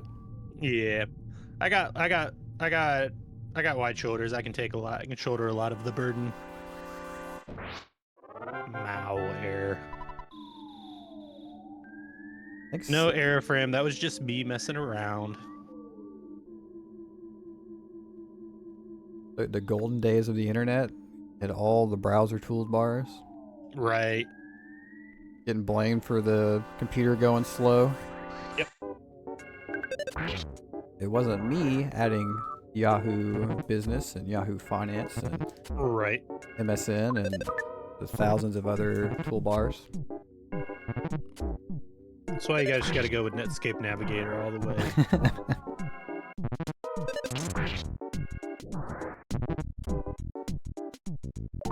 So I think Sarah's over her slug count now. This will get her rockin' level. I think Hunter is at 18 right now. Yep. I think Hunter was going Where's that smash? the bonsai buddy. Who misses Clippy? That's the real question. Kind of nostalgic for Clippy. I never really understood why everyone hated him so much. I think that Microsoft has a golden opportunity to bring back Clippy with their AI stuff. Oh, The wizard. that Not to be unlocked a confused with the memory. movie. Not to be confused with the movie with Fred Savage. So many slugs up here. Sarah didn't need the 6-pack, but The Guys game's set like decided. you will get this 6-pack. It's down to a 2-pack now, looks like. There's Oh, 6. there's... Oh, Oh, oh, no. I thought those were leftover slugs or ants. Hey, but Jay Tolmar, you know what? The advice that AI Clippy will give, it might be bad, but Clippy believes that it's good advice. Hunter stuttering along, having to take this ant fight. Hunter's in good shape, though. Do you get a call for help? If we don't see another one, we should be good. This next turn is going to need to be a heal. Ooh, 2 HP. More calling for help. More ants, more ants. Come on, Ant. Why do you need to keep calling for help? Ant, Is that an E?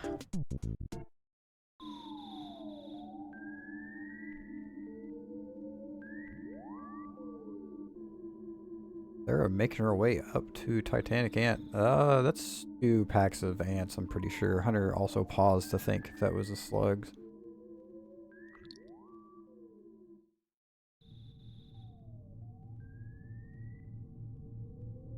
$64 rolled for Serra on her first ant. Gonna opt for the bomb. After, oh no, saving the bomb. Not a bad strat.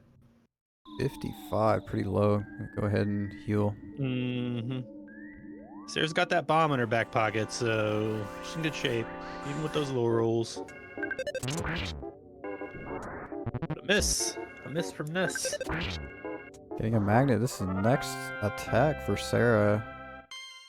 Or is All there? the No, there is magnets. a shield. All the magnets. Yeah, Ant does have a shield. And a dodge. Hunter did finally get the 2 slugs that he needed. 45 and a miss. Oh no, this could be bad. Oh, magnet. Magnet. Good. All right. Serra is past the ant. That was, for having a bomb, that was not a great ant fight. Some low rolls, a lot of misses. Right, what Possum's saying.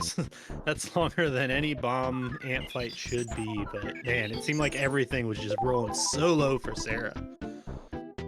So that gives Hunter an opportunity to make things a little bit, close the gap slightly.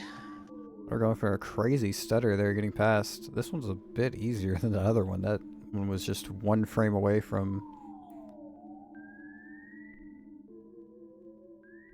high-fiving on the rope. Can you high five on a rope? That would be kind of hard. I guess you can one-hand it. It's kind of like a butt-touching head kind of situation as you Right. climb down over top of the other. Yeah, it's fun. It's fine. Ooh, 95 second rocking, pretty good. Bean Train, I have never high-fived on a rope. I'm just thinking, like, how would one person be climbing up the rope, the other person be climbing down? Like, you just, like, the physics of it is mind-boggling. But yes, Possum, you're right. All high fives are one-handed by definition. Gosh, guys, thank you so much for that gift sub. Appreciate you.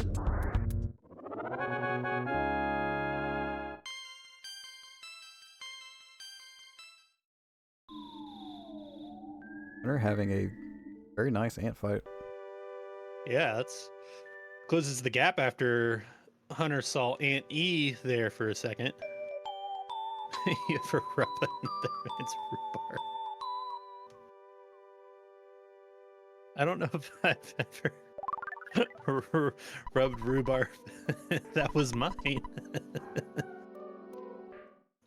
I've touched rhubarb before, but I don't think I've ever given it a good rub. I guess I don't even really know what it feels like. I don't even know what I like. Rhubarb is one of those things you hear it, but I don't think I've ever actually had rhubarb.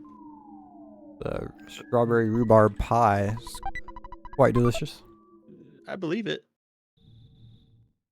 And sarsaparilla. Sarah's taking on the cops. Not being a fun cop fight for Serra, that's for sure. With Ness missing, another miss by Ness. She has a double burger. But the cop also missing, but Ness is unable to outspeed that cop to get that last hit in. Not a great first cop fight for sure.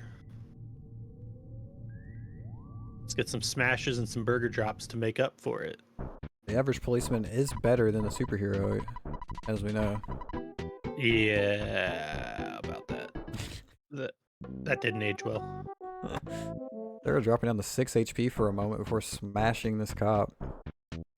Worthless smash. Regular hit would have just done the job too. Bring it on, fat boy. Yeah, the cops are fat shaming now. Like, come on, not cool, guys. Also about right though for, well, 90s maybe not so much, early 2000s for sure. The fat Aged shaming. well when it came out. So true. All right, third cop down. One cop and strong to go. Sarah still has full psychic points and I believe one burger left? Question mark. See if Hunter gets some good RNG living up to the Hunter name. And like, do you feel the breeze behind all these misses? Like the cop misses, Hunter misses, Sarah's missing. There is going to start the strong fight with 36 HP. It's a little bit dangerous. Hopefully we can see a heal come out. Yep. Or I think 36 is safe. Yeah, you're pretty safe with 36, especially if you have a life up in your back pocket. Taking out that cop right away on Hunter's side. Yep. 96. Hunter doing some work here, but Sarah is through strong. That is one of the one of the huge ways you could die and lose a bunch of time in a race here. It's losing to either the cops or strong, especially strong. Strong's no fun, because then you got to go back and fight all the cops again. Let's fool.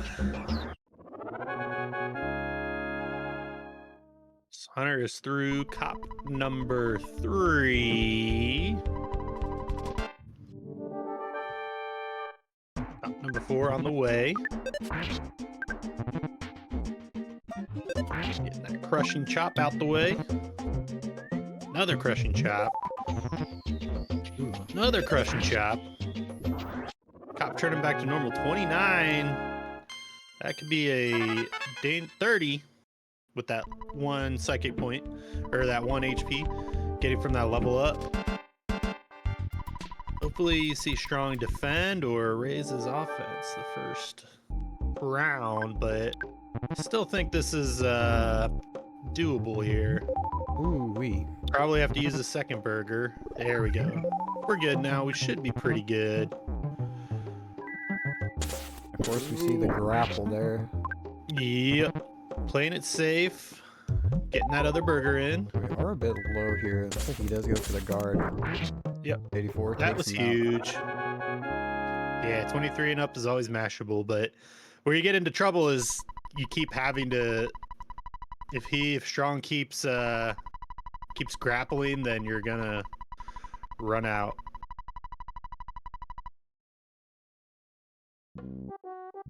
Or if you outspeed somehow.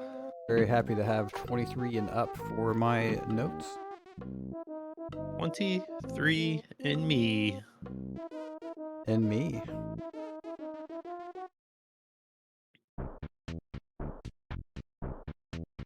What are you gonna give me? Got the burger. Say, do you have $200 that I could borrow?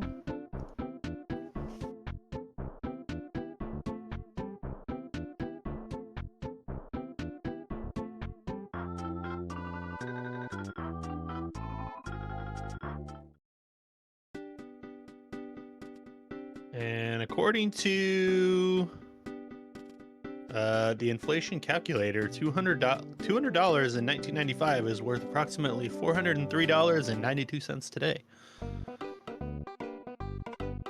A lot of money for a pencil eraser. I know, right? Yeah, you get like fly honey and or zombie paper. And getting $200 for that pencil eraser in today's money, that's a steal compared to what it was, 20 years ago.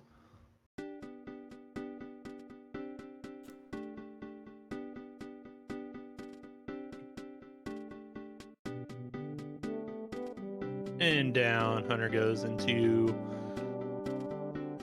the Orange Kid, Apple Kid area neighborhood. While Sarah is journeying to that patch of grass. Watching out for them UFOs.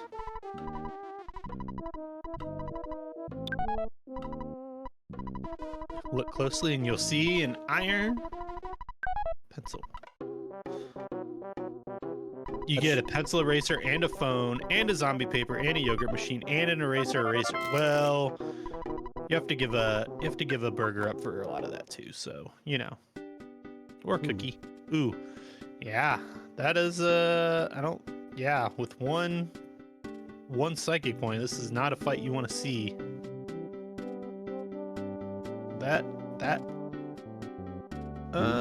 Losing the money, I would be okay though. Yeah. Bad thing is I believe you gotta walk all the way back to the cave and out to trigger the cutscene. Unfortunate then, for sure. Yeah, or else it probably would work out to take a death warp there. But you have to walk all the way back to the cave. That's interesting. I kind of expected you could just run there, but without the phone call, it doesn't help you. Right. Hunter getting some similar UFOs spawning here as well. During the ad too, of all things.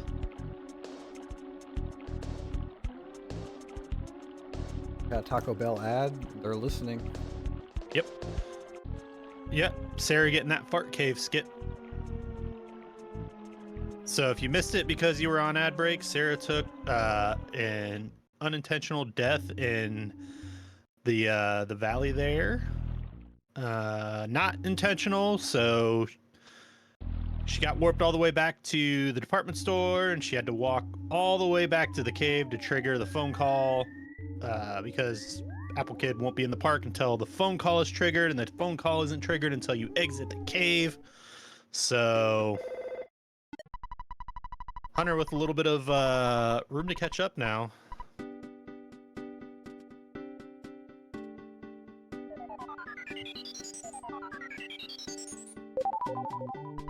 Without that trigger, fart cave skip would be pretty good.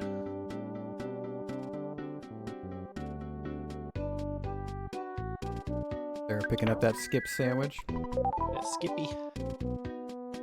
PRV As we saw just last round, making that last stretch of PRV a little bit safer, which I like.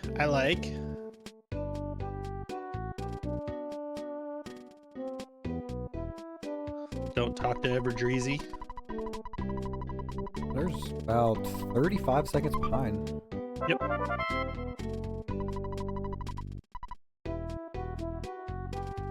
So yeah, depending on cave spawns, depending on how PRV treats them both, we could see a pretty tight race going into the shack fight here. Hunter, of course, not messing around with that hippie. Doesn't want to get the toothbrush.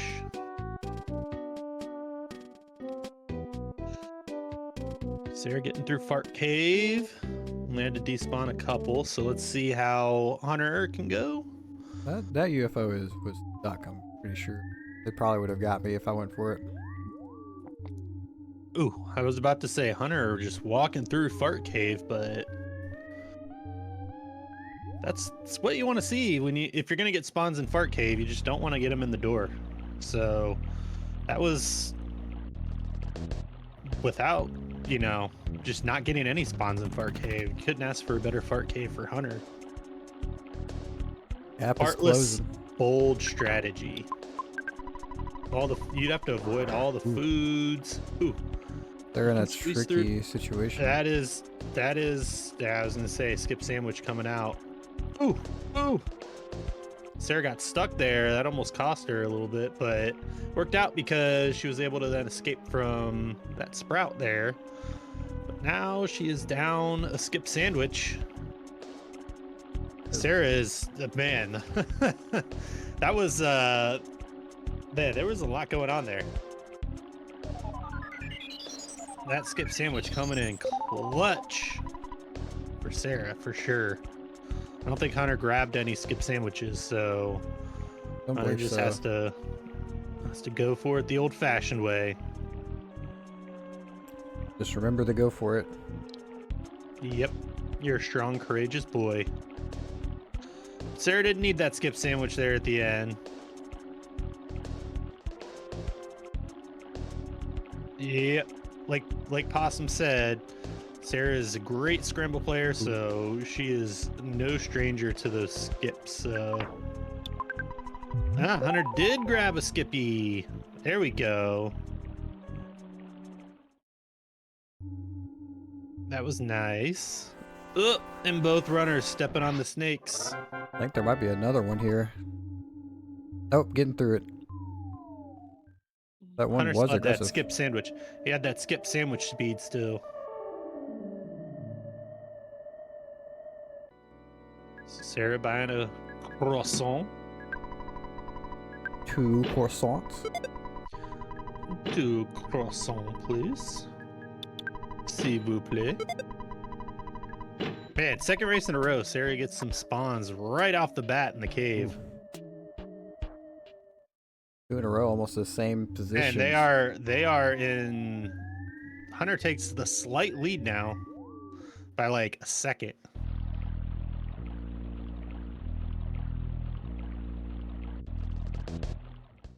No crow shenanigans this time around. Yeah. Sarah gains like half a second on Hunter. Now they're, half a second, quarter of a second apart. Man, this is good. This is what you want out of a semifinal. Let's go. Let's go. Let's see how Shack Fight treats both these runners, because it can be kind. You can get out of it in one round. You could not have fun in this fight too. Paula in the cabin with the Franklin badge. This is some French vanilla right here. Altus, man, these attack scripts. Sarah getting the only one cultist, but the cultist calls for help. Hunter should get out of here. Sarah has 10 more psychic points, but see if that comes into play. Barely lived. That was scary. Yeah, I saw that. Far through. We do have the croissants. I'm sure we will see one be eaten before we get to that cultist fight in the tent. Or the house, I guess. This house looks way bigger on the inside.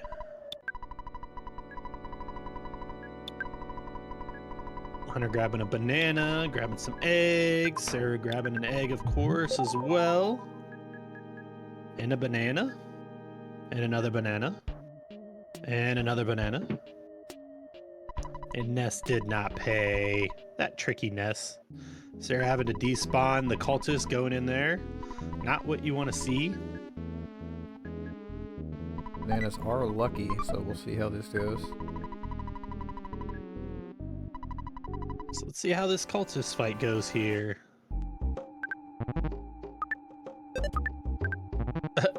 Both of them missing. 3 misses in a row. But no calls for help, where Sarah gets the call for help, so that's going to even out the psychic point situation here pretty quickly.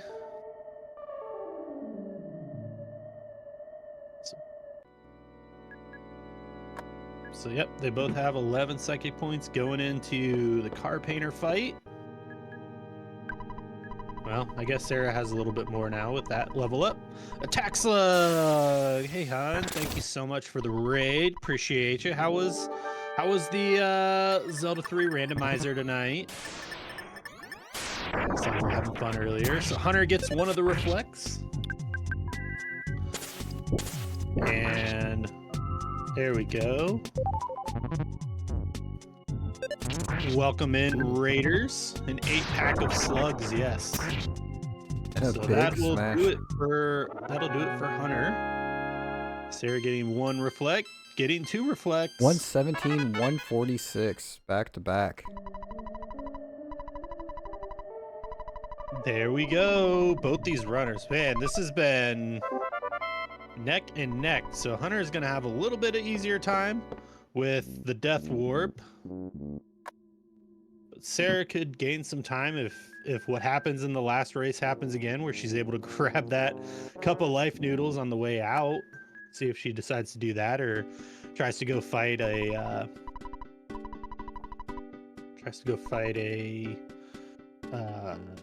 what are those things that live underground? Moles. That's what they are, moles. Like those little things that like to scratch and be crazy. What are they called? They're pretty blind. They can't see very well. They act strange a lot. They wear sunglasses in Super Mario World. Gotta protect their Rats, eyesight. yes. Rats, of course. Rats. Rats. I love rats. Rats are cute.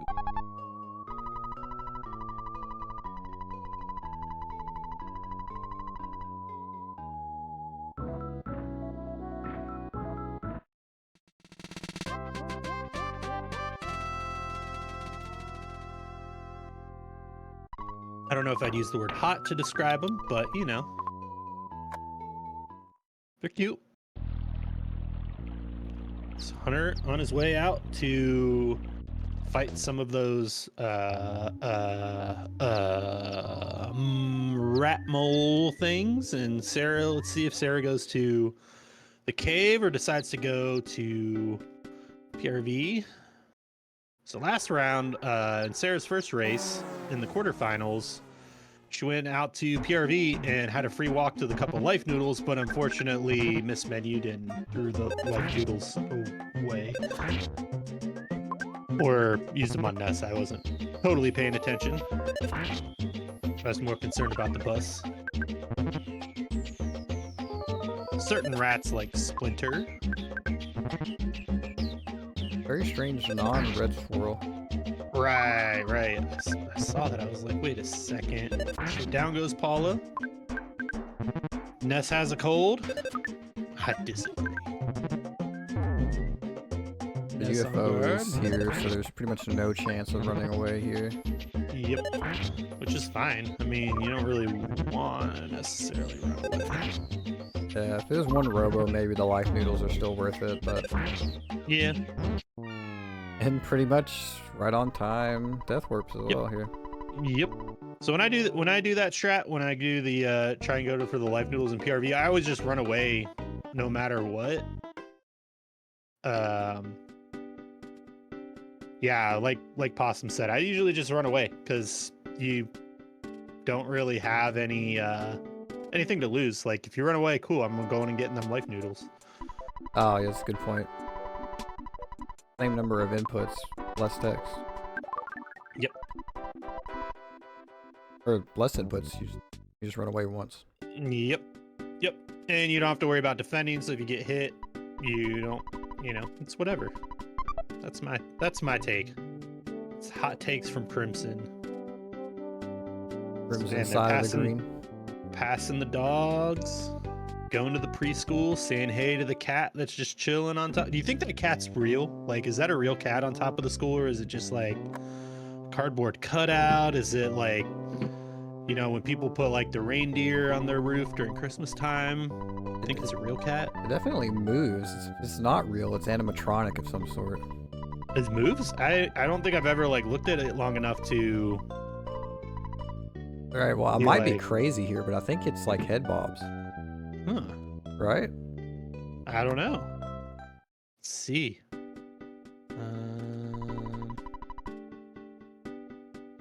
Get out of here, text box. I guess we don't see it long enough to know if it's head bobs. Yeah, it looks like it doesn't, though. Lots of enemies from Hunter. Lots of people. Berglund Park is like an introvert's worst nightmare. Like, there's people, there's a guy on a roof. Like, how did he even get up there? There's no ladder unless it's around back. And the people there are trying to sell you junk and Right. bakery items. One guy is even like, here, buy my for sale sign. It's like, what? No. They're getting that perfect diagonal movement for the left side theater. Left theater. Lloyd charging at Hunter. We're gonna get double. We're gonna get runaway 10. Let's go.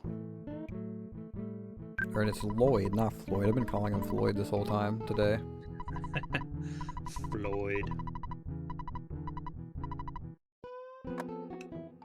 Cue up the Bumble, that Buck Bumble. So my 2 almost 3-year-old, he is in it's that time to rock with Biggity Buck Bumble. But he's in tumbling class. He calls it Tom Bumble, and I'm trying to get him to call it Tom Buck Bumble. Hasn't caught on yet. Tumbling class sounds really fun. I don't even know if they really do much tumbling. It's like there's like a ball pit, a trampoline, and there's a bunch of like 2 and 3-year-olds and they're running around being crazy. I don't know. Never been there. Not my scene. You gotta get that exercise out of him, get all that energy. This kid has infinite energy. I have a niece and she just picks up things and she puts them down. Just picks up things and then she'll put them down. She'll go find other things to pick up and put down, climb up and down the stairs for a while. My son just runs around nonstop, and he doesn't have different speeds that he runs around. It's like he's in 5th gear all the time. Like, you know, on like lawnmowers, how they have the turtle and the rabbit. He's got the throttle all the way up to rabbit.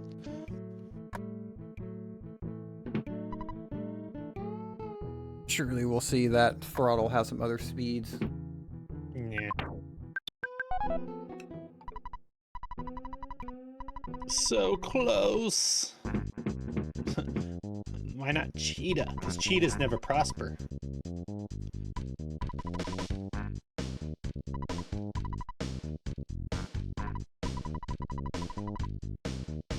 Good luck, have peen. Good luck, huge possums.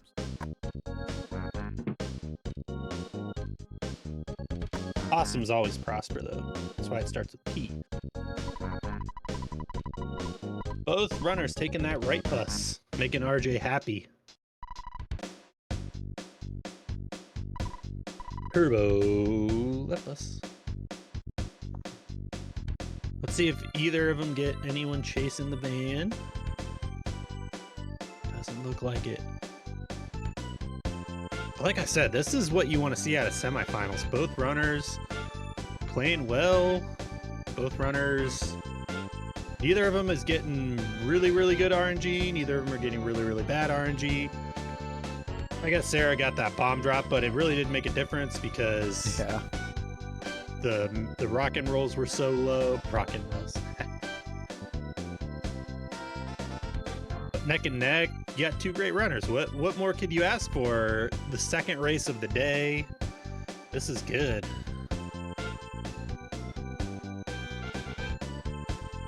You got the Runaway 5 music, Runaway 10 going on. Creepy winner, or Creepy 3 now.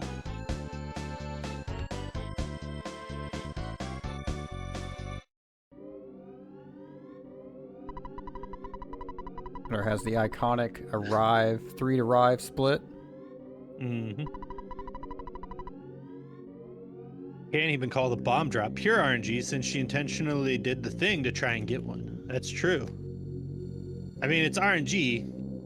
She didn't manip it, but she did go for those singles, which you have a better chance of getting a bomb. But more often than not, you're still not gonna get a bomb. So Serra having a hard time in the graveyard. Yeah. Ghosts are pretty dangerous. Okay. You'll love to see it. Shamantic shamantics. Hunter getting the no get fly. So you know, both of them are gonna get a ton of levels on Paula now. So if it's still neck and neck going down to Boogey Tent.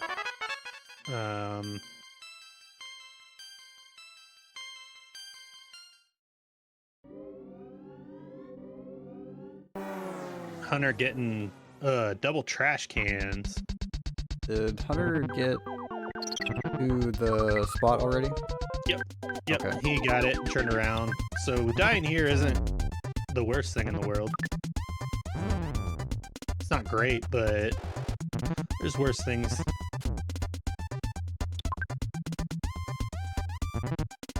Yeah, I think Daniel's right on that. I don't think it was from the singles that she got the bomb drop. Yeah, we did see about 5 singles, I think, so it was a greatly increased odds there.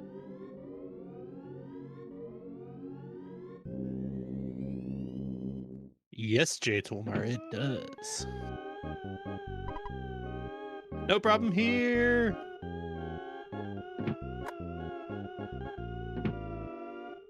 Yeah. Still RNG is RNG.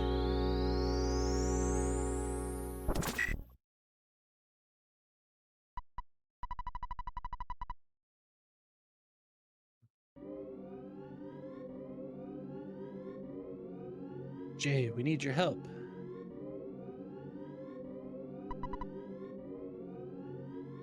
Serra got it from a 2-pack. Take our word for it.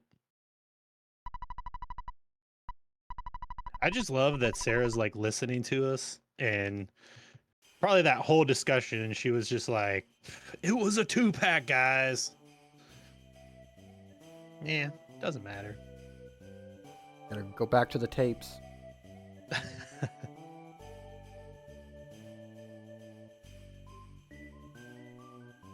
They found Tupac's killer, everyone.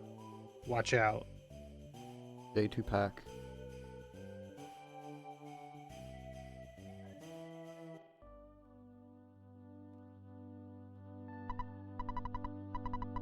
My other favorite discussion point is here. You don't see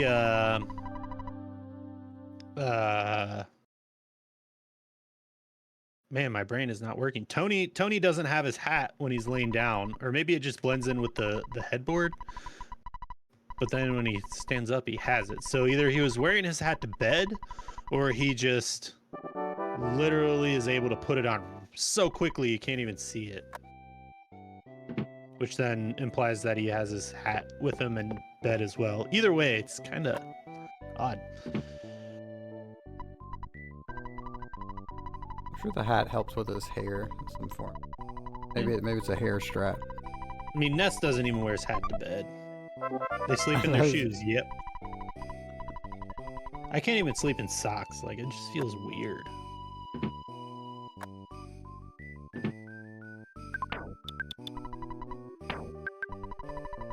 Up in the spray can. See if Sarah did. Find out here though. Yep, I believe Serra did drop the spray can first time through. Yep. It's Video Game England. It's Video Game Canada. In England/Canada. First use the bed and socks the bed because it's so cold. Yeah. And they just put cookies and wrap up the cookies. That is true. There is Stonehenge, but I have my own theories.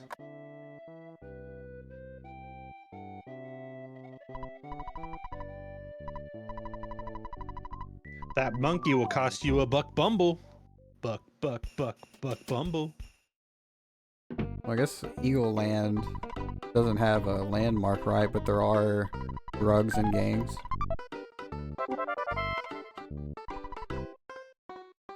And money laundering. North of Eagle Land, and everyone says things like, it's a boot time. They're getting crows for days here.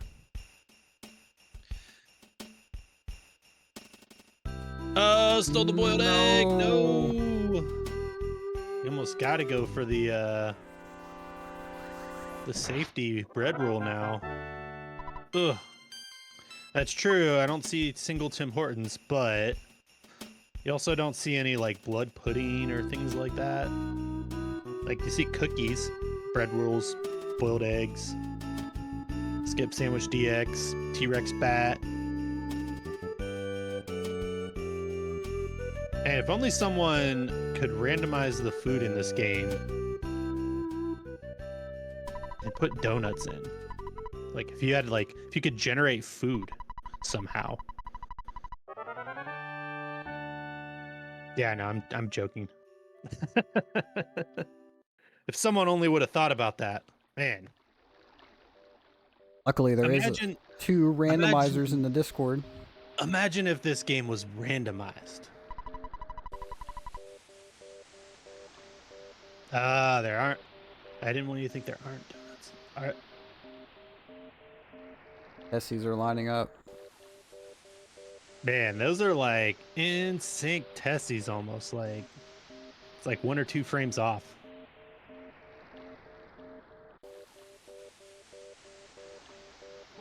Double Tessie all the way across the sky. Get your Tessies in chat, everyone.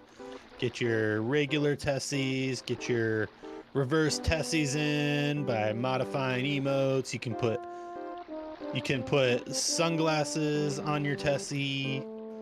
Grayscale Tessies.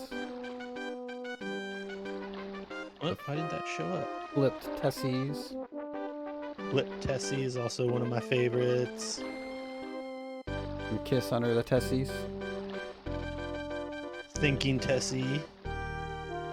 Got triple Tessies on the screen for a short amount of time. Oh, the Tessies.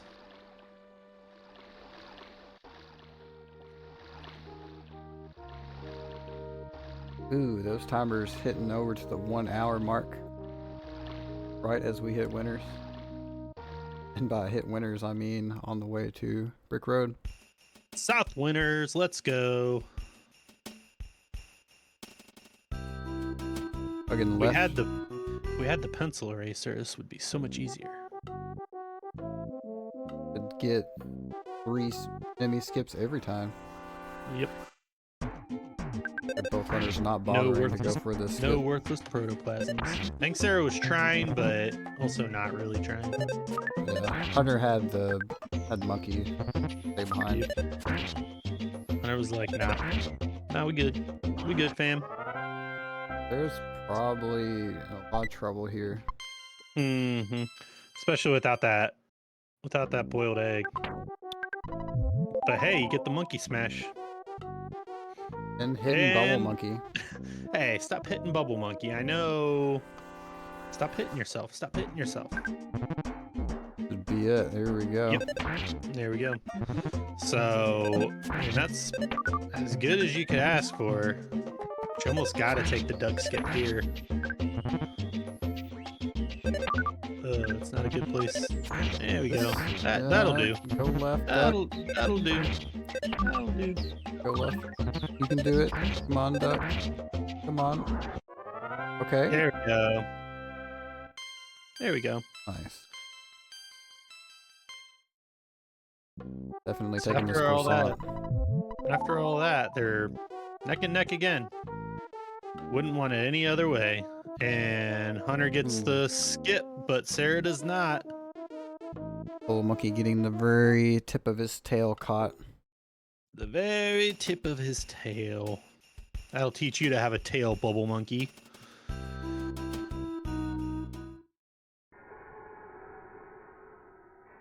Just don't look at the moon, Bubble Monkey. You'll be okay.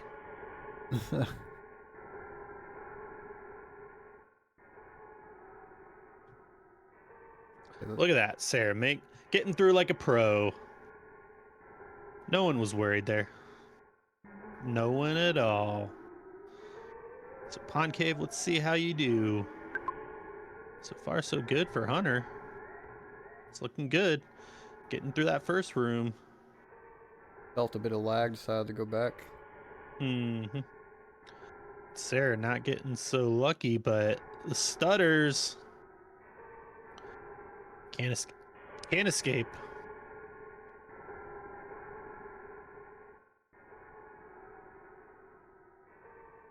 No, no, no, not today, Rowdy Mouse. You no bite guy with glasses. A buff Jeff here. Mm-hmm.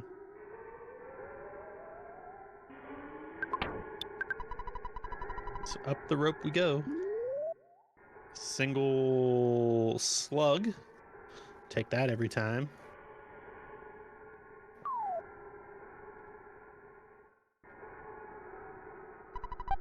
See if Sarah can get away from this mouse. And it looks like Sarah will get away as long as Bubble Monkey doesn't Bubble Monkey his way through. Match fully done. See how these next couple of rooms do for Sarah. You can see some good luck. We can get punched up right up against Hunter again.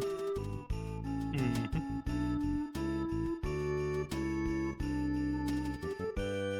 Otherwise, Sarah's fate relies in the hands of the Boogey tent. This is oh, what?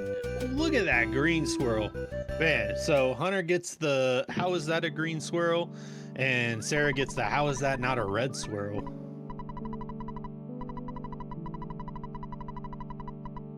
Calculated just like she planned. Yeah, that's what I'm saying, Possum.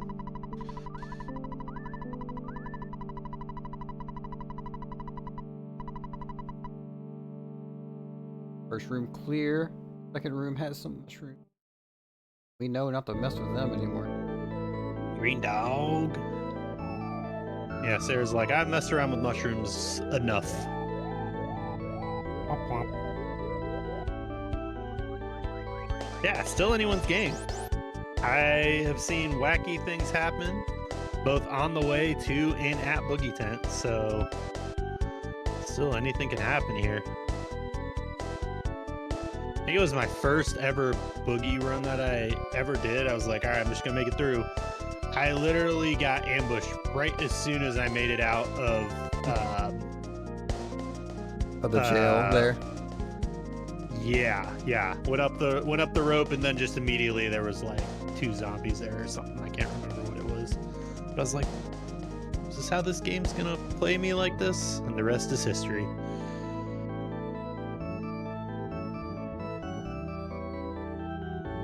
And the answer to that question is yes, this is how the game is gonna play you. Dr. Ananot's kind of stepping on Sarah's hopes here, running away from Jeff.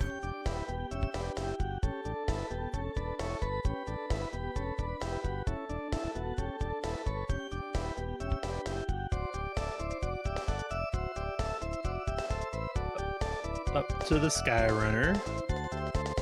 Mash. Mash.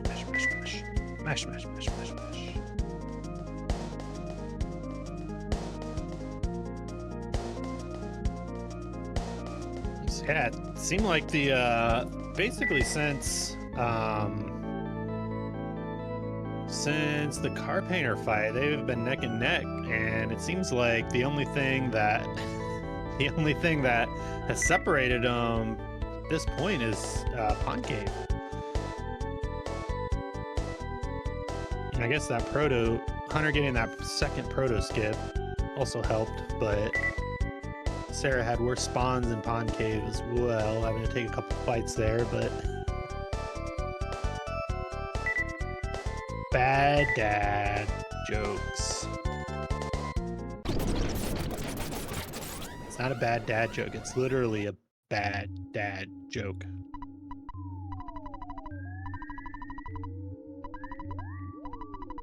And I've got plenty of bad dad jokes.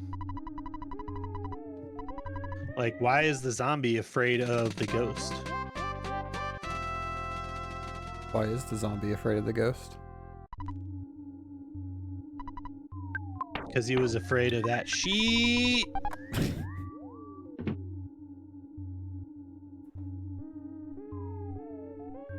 Well, that sheet hopefully we'll not see on the way to Boogie Tent. These flies are Right. dangerous. Like I said, anything can happen there. It was a fly that ambushed me, man. I just had flashbacks. There is about a minute and a half behind. That made up some time. Mm-hmm. The flashbacks. Joke's on you, Possum. It was supposed to be a bad dad joke. The joke actually is, why don't zombies eat ghosts? Because they taste like sheep. But I wanted to make it even worse. Like a bad dad, but the bad dad is bad because he's wearing sunglasses, right? Yes. Bad in an early to mid 90s kind of way. Yeah. I just intentionally made a dad joke bad, so it's a bad dad joke. Because you made a bad dad joke. In a different way. Only thing in Hunter's way is 579 HP. And 404. And a bottle rocket. Afraid of sheep. No, he's afraid. Oh! I mean, he's still in okay shape. Should still pull it out. Yeah, rocking is pretty good chance to hit, and if it does... Ooh, we're at like... Knocked down. Boogey Tent tried his best. GG to Hunter. As long as Hunter doesn't miss mash here, should be good. Serra pulling in right behind. Right on his tail. Some instant menuing here. Big bottle rocket 407, pretty similar. 404 for Serra. 407, yeah.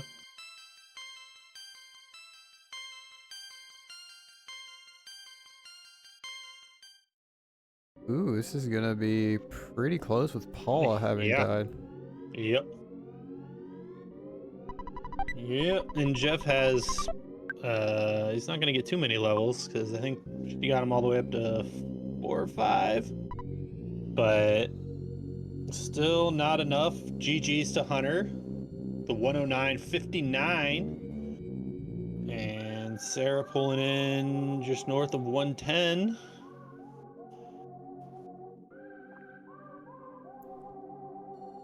Exactly what you want to see out of a semifinal. This was great. You guys were neck and neck. Nothing to be ashamed of. 30 seconds behind. And it seems like that proto skip, the pond cave, that all made the difference. So GG's to Hunter, GG to Serra. Great tournament. Serra coming in as the 13 seed. Pulling up, you know, only being 30 seconds behind first place, HunterRNG. Man, that was great. Any closing thoughts, Shooky, before we take this party somewhere else? No, the excellent race. I can't think of anything that was...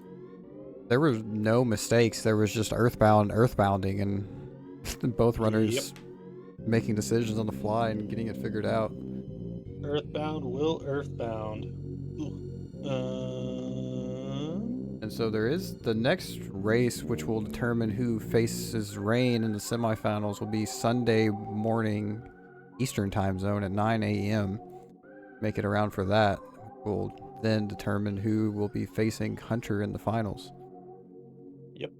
So we raided Taco last time, so we're going to raid, looks like Wef Jebster, who is doing some, Temple. That's exactly who I was gonna raid. Doing some PK scramble. So give him some love, and we'll see you guys next time. Goodbye. Dr. Saturn, snake tag moon mode. Yes, let's go.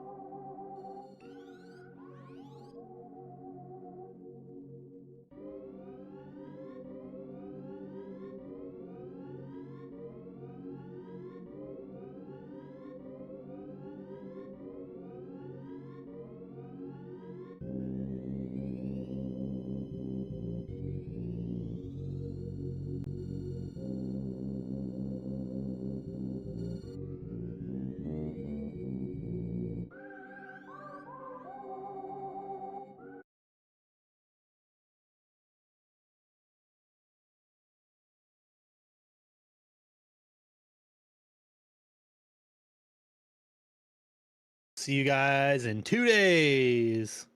2 days. I know when we get to the semifinals, it's like there isn't going to be Earthbound content every day. So that's we're coming to the end. End of an era. The Boogey tents have been defeated. Lots of boogie tents down.